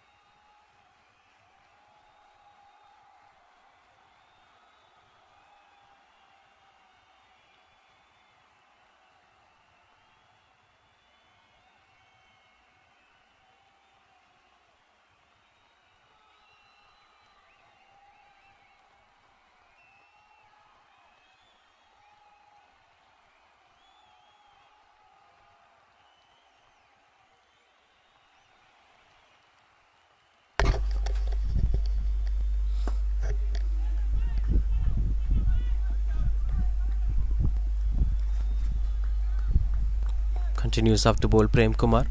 Hope things are fine.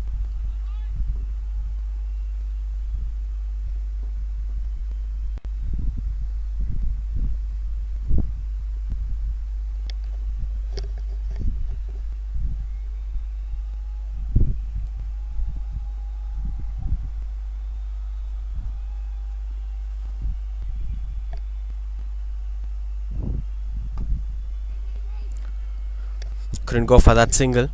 These were pretty much important at this point of time. Single, two, single, and a dot ball, which will push the batters under pressure rather than anything. 45 balls completed, 86 for 1.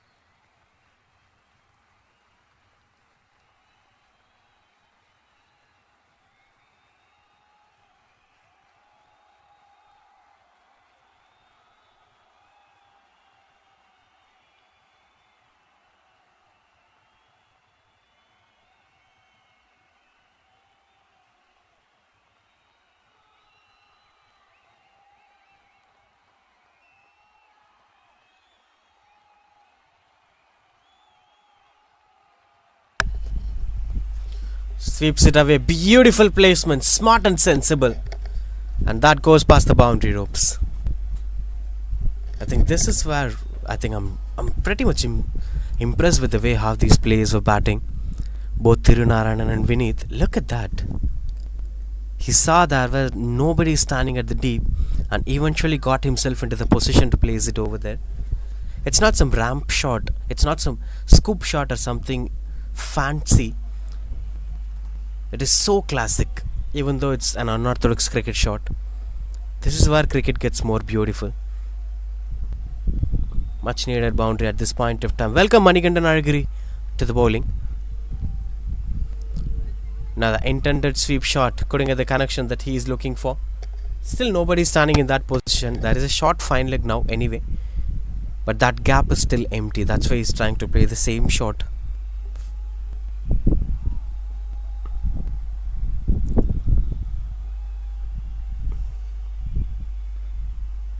Steps out and finds the aerial route this time. Fielder in. And just watches the ball going for maximum. He just became the witness for that sixer. Look at that. Look at the positioning. Steps out. Beautiful stroke making. There was a cow corner fielder.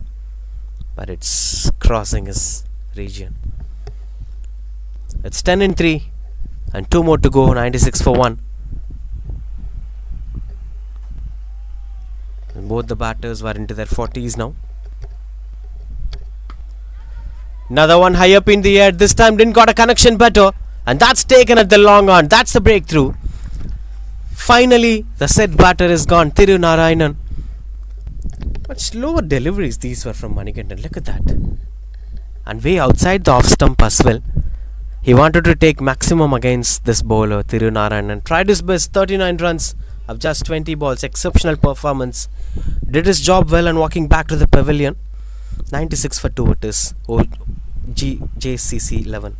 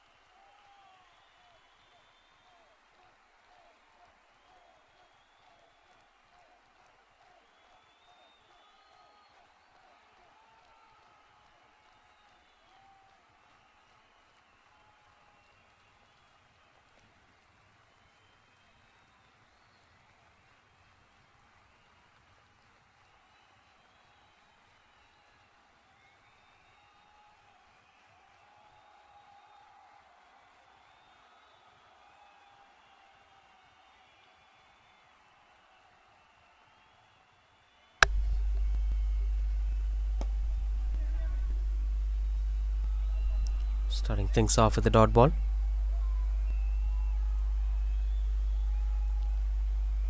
And that's getting completed. Manikanta came in, bowled a couple of slower deliveries. Through that, he created an impact. Halfway through the second innings, 96 for 2. All they need is another 84 runs. It's well in control for GJCC 11 now.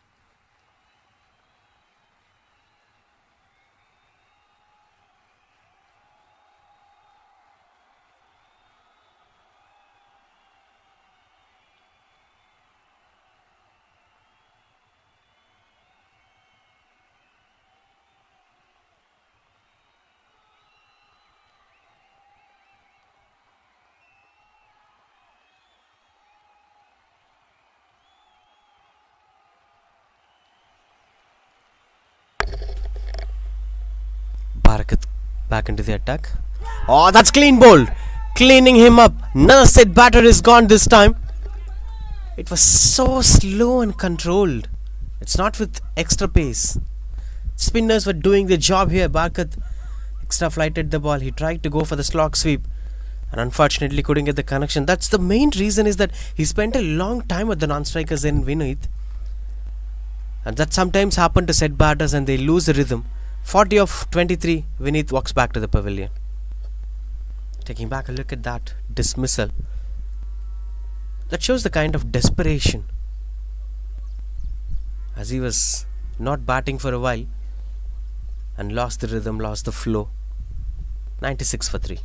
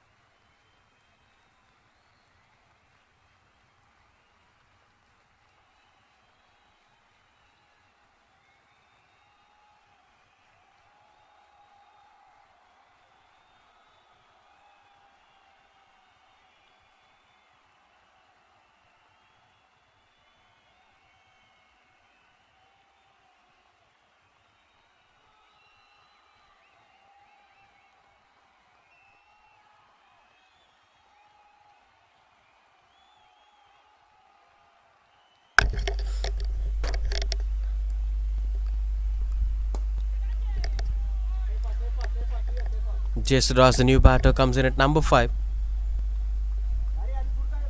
Rotates the strike. In fact, Jesudras came in at number 4. He's getting the strike now. New batter was Vasan, Kirti Vasan. Got off the mark straight away with a single. Oh, that's invitation. That is invitation to Jesudras. And that gift was taken control by Jesudras. Thank you so much, says.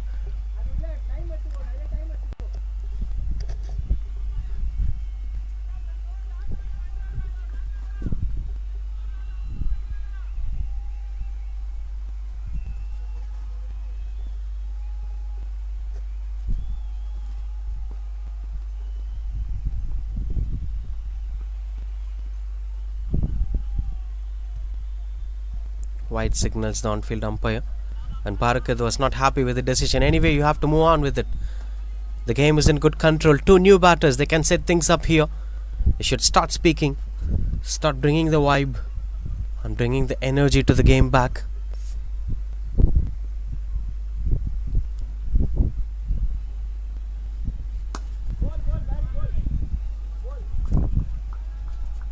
Sphinxon couldn't get the connection that he is looking for. It will be just a single.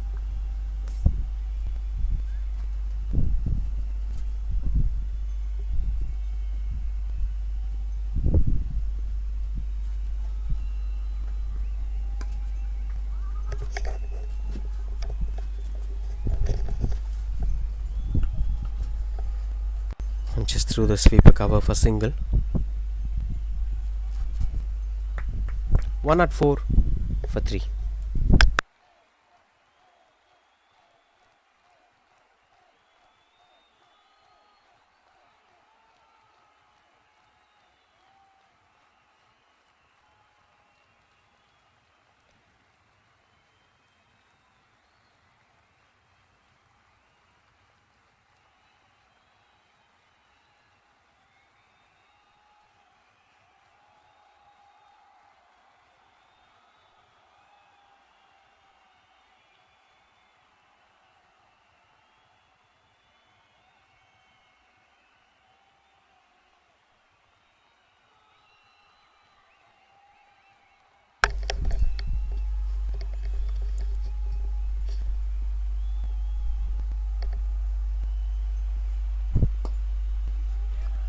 Back into the attack frame. These are the last 45 balls, which is going to decide the winning momentum. Just 75 more. But the only thing is they don't have set batter. Two of them were new batters.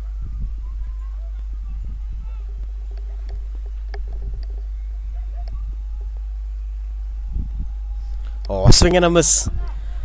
Couldn't get the connection that he is looking for. GJCC is trying to be proactive. Get over the line straight away at the early phase of his innings.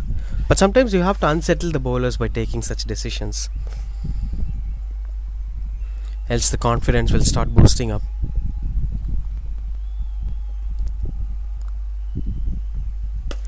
This time got the connection better. Long on, chases down, and that goes for boundary.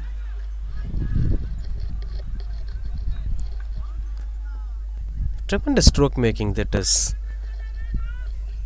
It's not even a proper length to hit into the back foot, but somehow he managed to hit into it and got a good connection on it as well.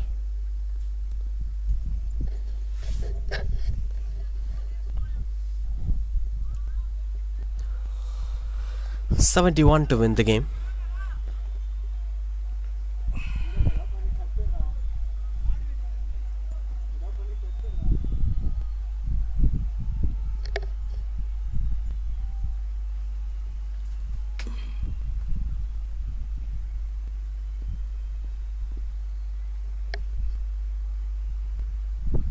Swings and misses out.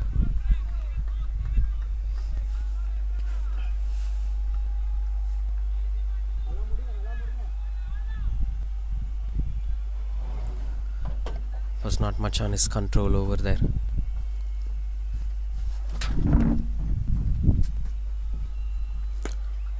Steps out and plays it through the covers, and that's a welcome boundary. Another good one from GJCC.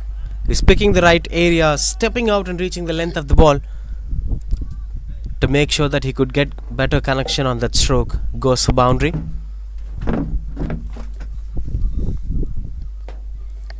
.113 for 3.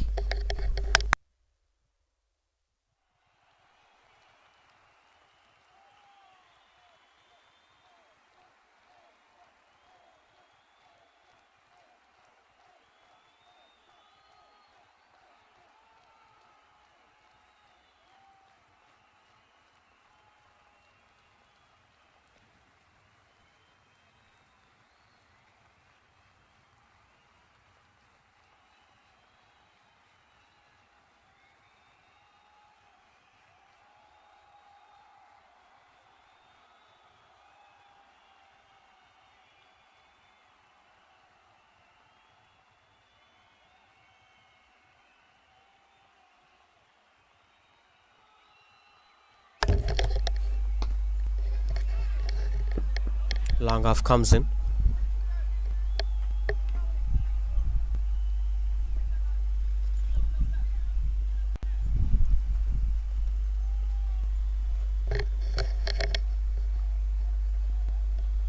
Continues after ball Barakat.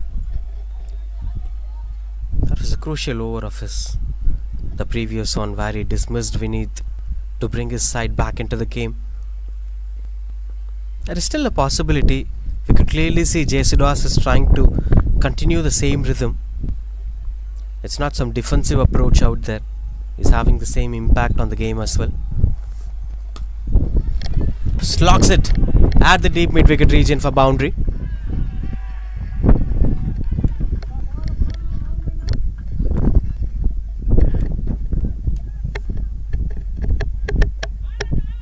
Look at that shot. Got himself into the position early and gets the timing better, goes for boundary.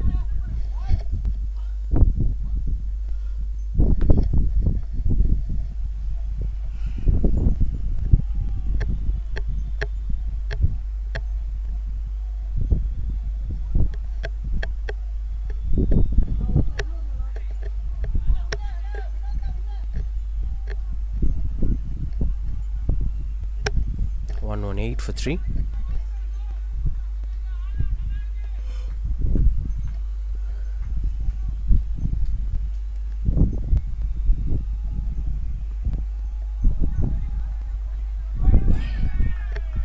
Just given a wide slide, a bit of pressure that as that previous boundary is adding up the pressure. You should stop this man going forward. As things were quite good before he comes in. Given wide again, back-to-back wides. Pressure on the bowler for sure. That's 7 of 2 balls already. Was a wicket-taking bowler. Must be having the same intent now. 2 is the call from JCC. And they'll be satisfied with a single. Good stop from the fielder, Dinesh Kumar.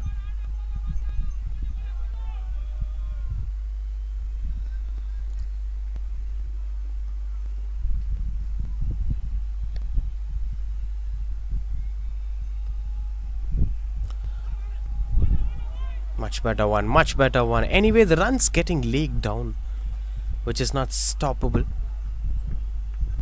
And the required runs are also going down. It's 50 odd required to win the game now. If it continues on the same fashion, it's really hard to stop the batters from scoring runs. 7 more wickets in hand.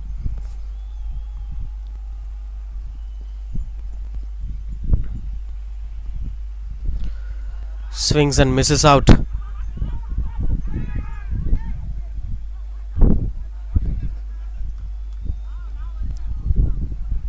Dot ball to end the over. 122 for 3.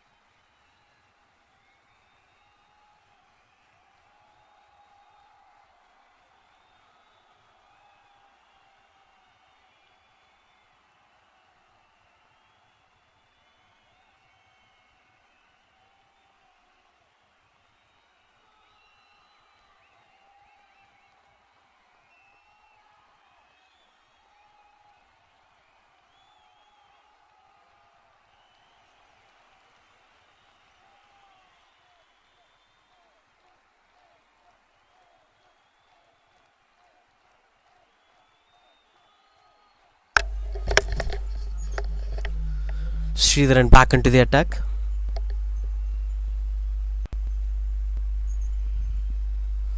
Swing and a miss. This was expected at this point of time. Every over was taken to control. Now finally a bowler coming in and backing his side with the ball. 58 of 34 balls. It's still in good control over there.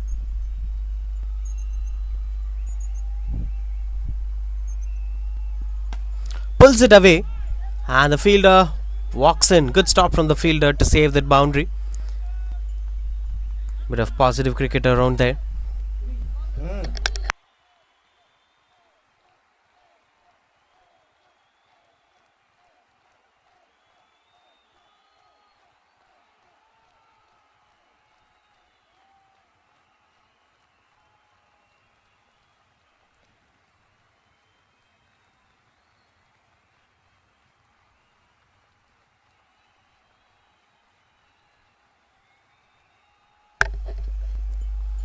Hundred and 23 for 3.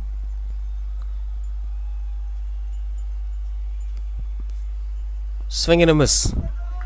That's dot ball to end the over. That's 123 for 3. Oh, in fact, a few more there.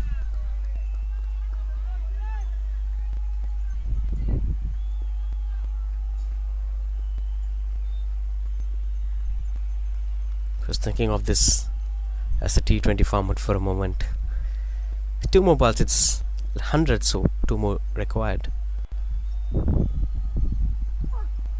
Oh, beautiful that is, moving away from the batter.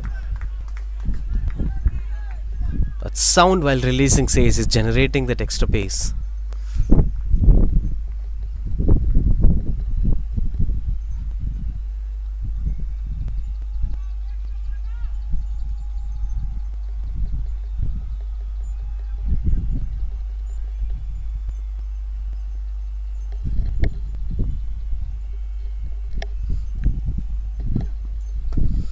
Oh, that's high up in the air.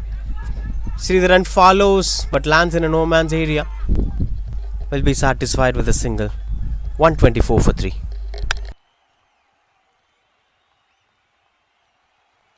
Now there is a chance Sridhar can continue.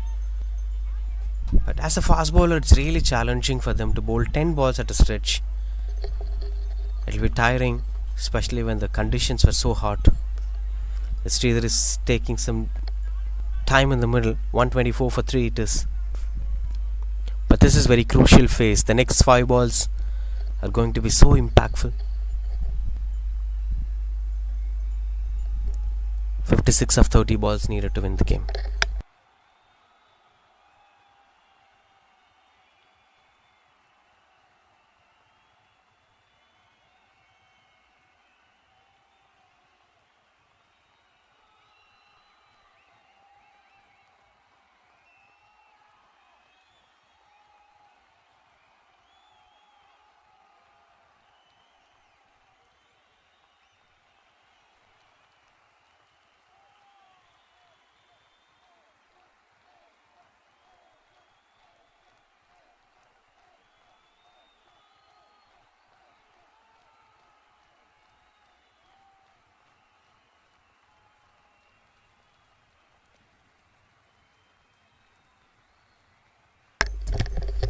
Dinesh Kumar back into the attack.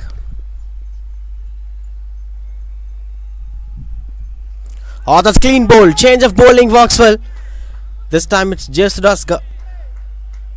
Isaac is losing his wicket. Oh, a slight bit heat on sledging. Was not happy with that, it seems. Look at that. 124 for 4.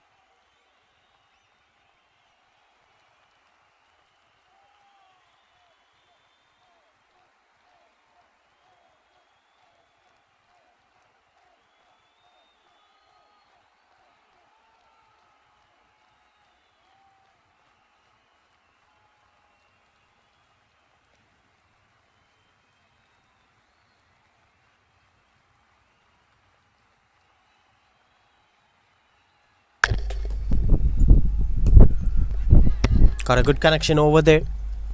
Mani Bharati, the new batter, comes in at number 6. A slight tight situation at this point of time. Not a pleasant situation for any batter to come in and bat, but if he stands out and finish this game off, it'll be really helpful. That finds the aerial route, fielder under the ball, and that's a maximum. Got a comfortable distance. JC lost his wicket, but somehow there is someone chasing down the target. This time it comes from Kirtivasan's bat. Look at that. Got himself under the ball and found the aerial route. Sometimes when you just find the aerial route, it will also get the distance as well. The required distance. You internally know the distance. Another one. This is much better, and a huge sixer as well. Back-to-back sixers. After a wicket, a single, and then back-to-back sixers. Look how the game changes in one or two deliveries. When the wicket have fallen down, there was a momentum on Elite Bulls. And then came a single, and then the same bowler concedes a couple of sixers. Match changes again. Now 43 of 26. Another one up high in the air. Fielder under. And no chance for any of them to stop it. Hat trick of sixers it is. Kirtivasan, take a bow. Look at that. One thing is pretty much sure, that all of these sixes came when he kept himself under the ball.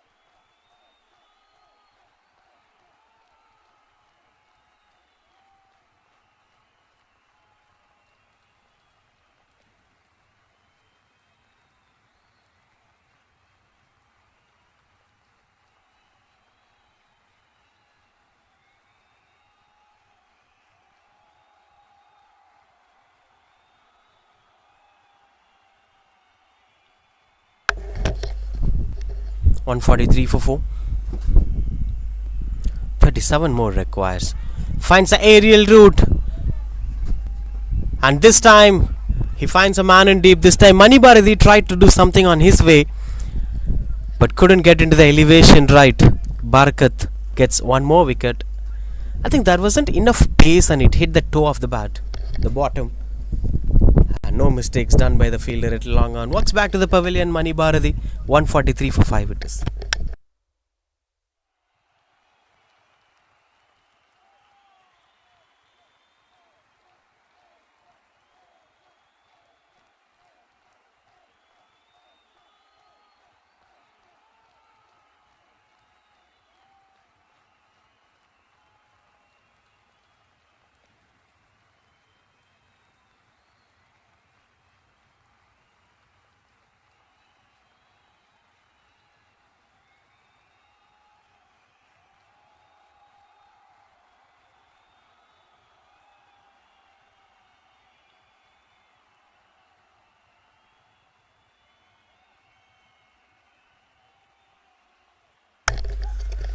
Strong shouts.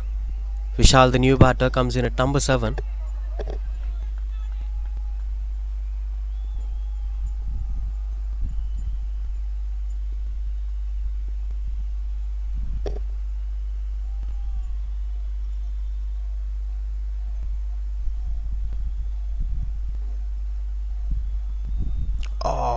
beautiful.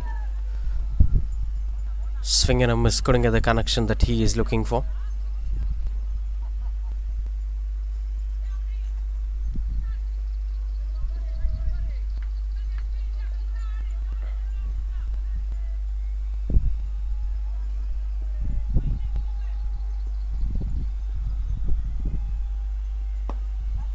Catches the call as it fell short of the fielder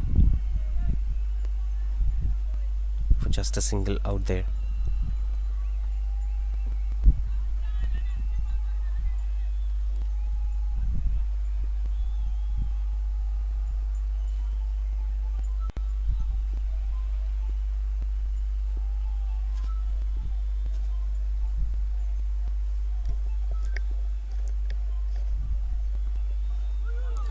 Beautiful stroke making. Swings and misses out. I think that's something he's regularly doing, getting under the ball and trying to find the aerial route. But as long as Kirthivasan stays in there, maybe some chance. Now 36 of 20 balls to win the game.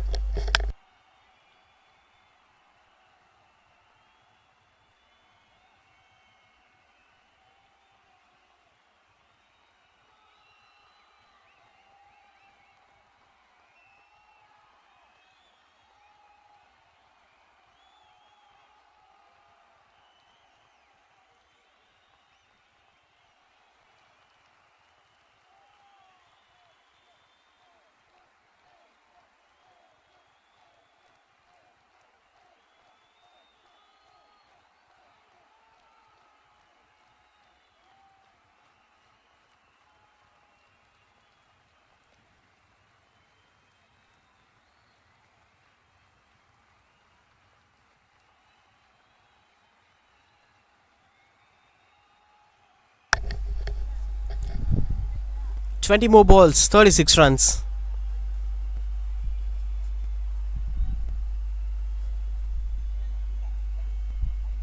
You need 9 of every 5 balls. Minimum 9. Maximum you can go beyond it.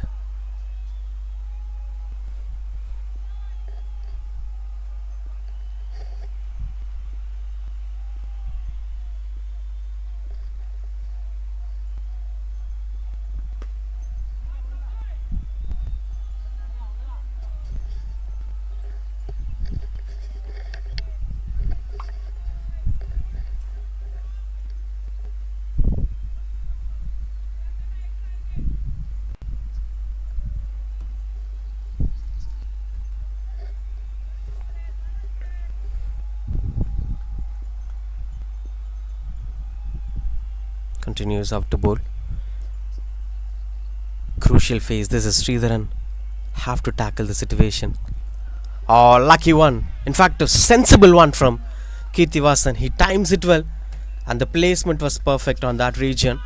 Finally, it was inside the circle, and deep square leg was standing in front of square. Look at the placement.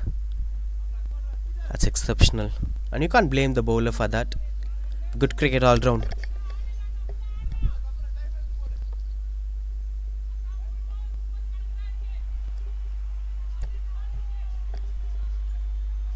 (31 of 18 now).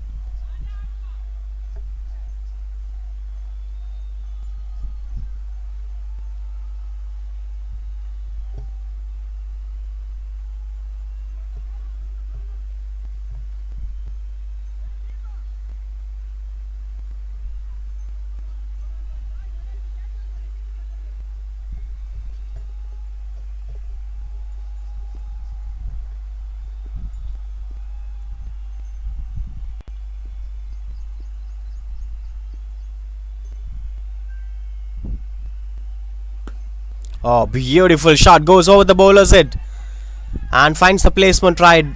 Boundary it is.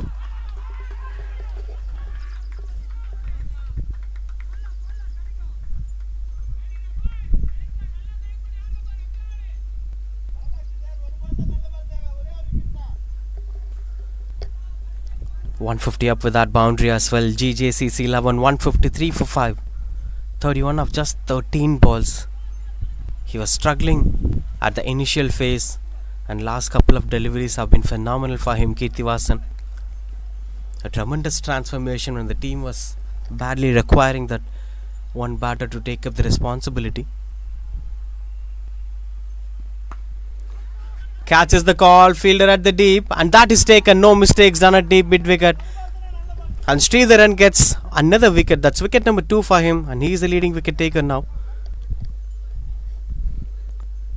Change of length, change of direction, and couldn't find the distance as well. No mistakes done at deep mid wicket. That's a good cameo coming to an end from Kirtivasan, 153 for 6.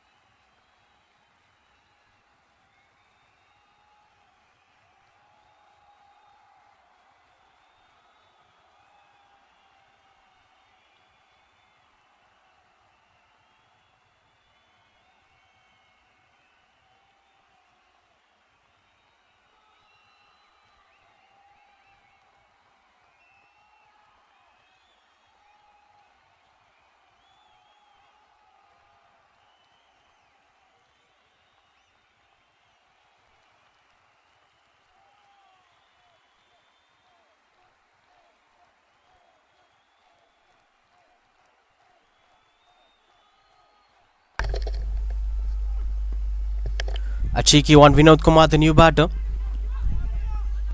Oh, going for the second run. Oh, that's a missed opportunity. Should have been a run out. Good throw from the fielder, but eventually missed taking that wicket. Gets off the mark with those 2 runs, Vinod Kumar.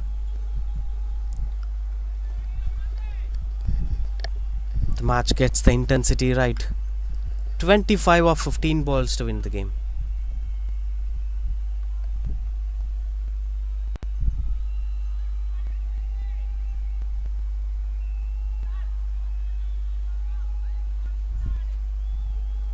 Some discussions were going on in the middle change of the bowler, shuffling the bowlers in and out so that they could bring the best out of them. It's going so close. The first semi-final was more or less a decider. Like, it was a one-sided battle. Almost a few more deliveries, 40 deliveries before we know who's winning. And that's how it went as well. But this is taking us close. Anybody could make it right from here. It may be GJCC or it may be Elite Bulls. Anybody could march into the finals. That is depending on these 15 balls and how they're going to use these 15 balls. Dinesh Kumar is having 5 more left. Sridharan completed, Prem Kumar completed, Bharkat completed. Now you completed most of your key bowlers with 20 balls quota. You have Babu, Manikandan, Dinesh Kumar and Gokul left with the ball. Should be shuffling up with this. Gokul, the new bowler, into the attack. Bringing on a new bowler became a fashion. Even in semi-final 1, we've seen such decisions were being made when things went out of the control. The captains brought in new bowlers straight away.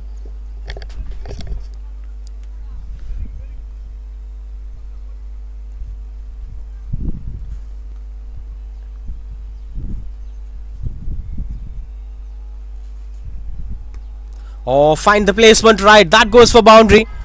Positive start here from Vinod Kumar. It was an attempted Yorker. He was bowling round the wicket. Just misses the stumps and it became a low full toss. Look at that. Easy pickings for the batter right from there.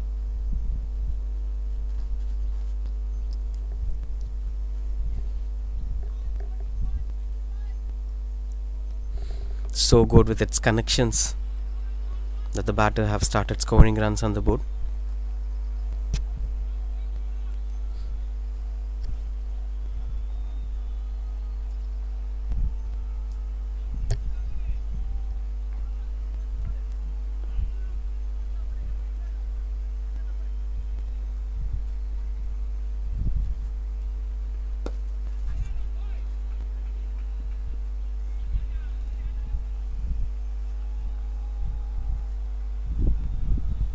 Just a single out there. Oh, they're trying to go for the second run. These were very... Oh, that's a direct hit. And that turns out to be a run out as well. He was holding the ball for a very long time and the batters have started running between the wickets. And they've lost a wicket. These were unwanted efforts. As it became wicket number 7 now.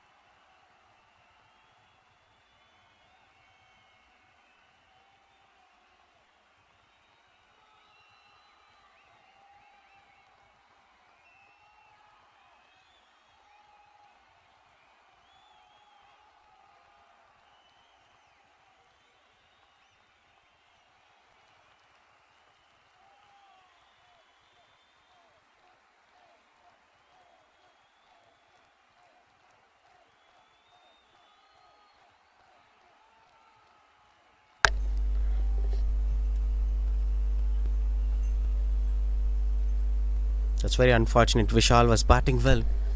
Lost his way. Prithvi Krishna in fact. In at number 9. Flicks it away. There is a man in deep. Oh, miscommunication. Good call from Prithvi Krishna. That's quite good running between the wickets. The game getting too close. If 10 ball goes in favor of Elite Bulls, the other 10 goes in favor of GJCC. It's really a good battle to watch out for between these two sides and getting to decide who's going to make it to the big stage. Catches the call and that goes past the long off fielder for a maximum. He was desperate. After running out Vishal, he have started taking the responsibility. You could see that heat on his face. Look at that. It usually happens sometimes. He started taking the responsibility of that run out.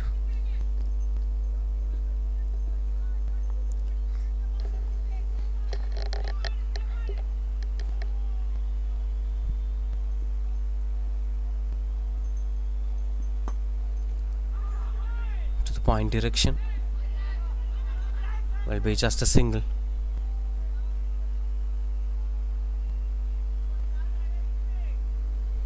It's just 12 of 10 balls. Well in control for them. 90 balls gone.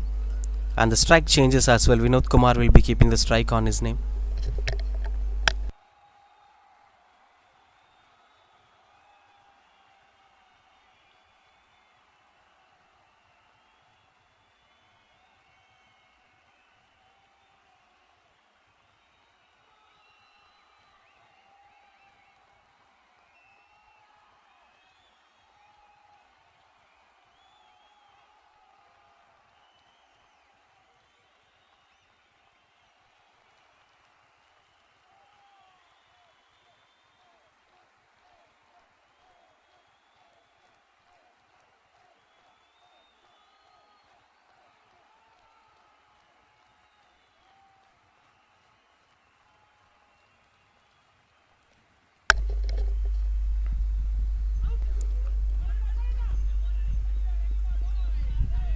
Will be just a single.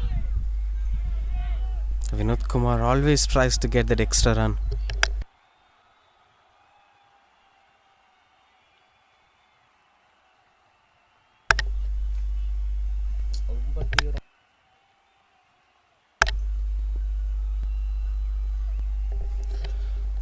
Manikandan back into the attack. Pulls it away. 2 is the call.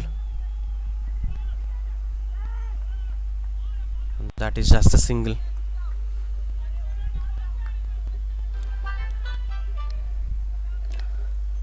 Now 10 runs required of 8 balls to win. I think one boundary will decide everything.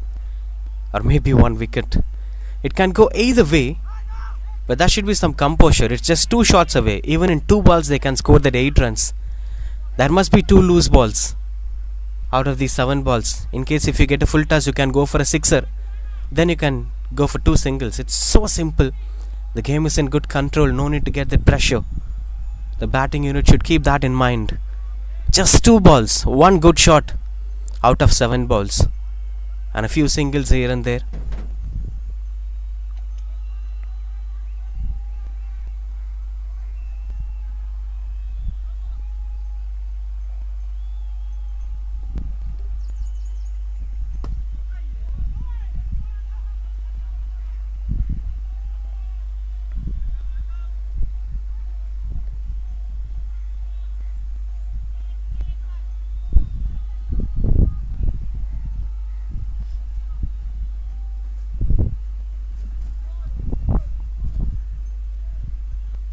Will be just a single.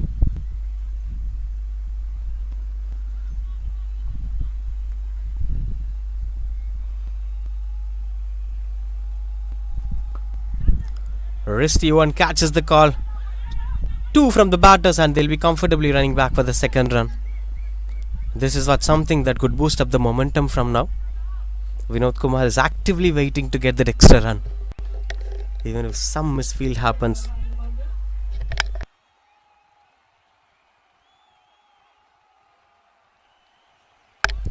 Now 7 of the last 5 balls. Still the game is in either way. Either Elite Bulls can make it or most probably GJCC. They need 1 shot to finish things off.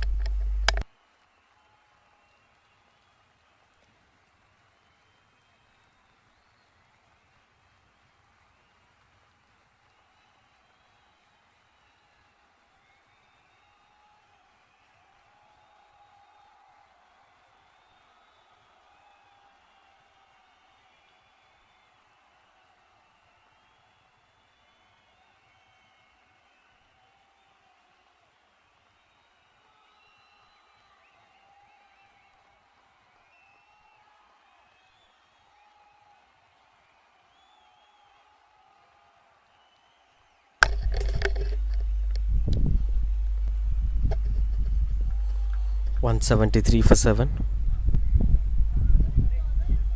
Swings and misses out, couldn't get the control that he is looking for. A good start here from Dinesh Kumar.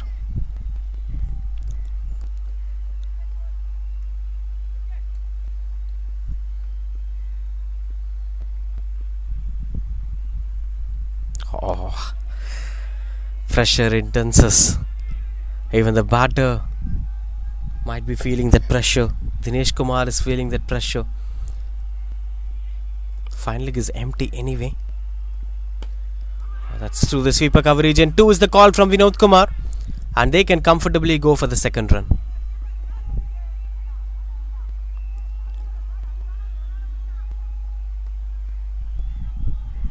Just 5 more required to win the game. Still a bright chance at the fine leg and deep square leg. Both have kept empty. If he try to glide it through that region, he can get a couple of runs. And that's fingers going up. That's a wicket. Prithvi Krishna walking back to the pavilion. Soft dismissals from Dinesh Kumar. This was what exactly happened. Prithvi almost walked halfway. And he's walking back to the pavilion for 175 for 8 it is now.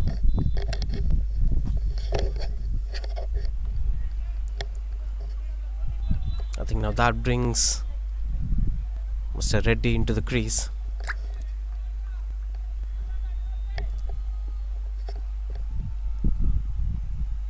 Oh, that's what he's trying to do that now. Gets a toppage and eventually goes for boundary. Now the scores were level. Pressure relieved for them. Look at that. He was targeting the fine leg region anyway. The intention was rewarded, even though if it's not a better connection. Now 1 ball, 1 needed. A winner will go to the finals. The other one will be ending that tournament campaign right here. But that's a good fight from both the sides. Both deserves to be a champion side, to be very honest.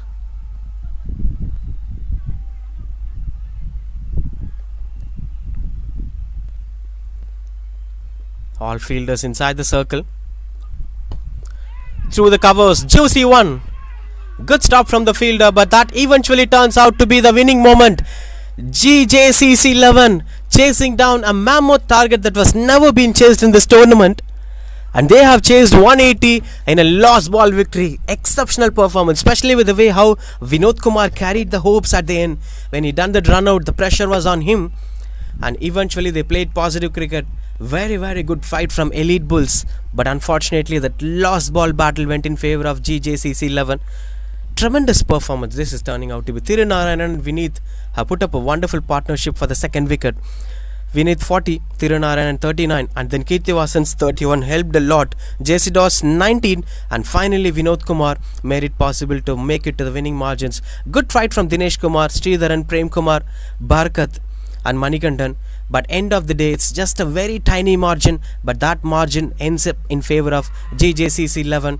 They are winning this game by a difference of 2 wickets and gets themselves promoted to the finals as well for the Blaze 100 season number 1 big finals. So they will be sharing the finals along with Wolfsden, who won the semi-final one. So the final will be between GJCC 11 and Wolfsden.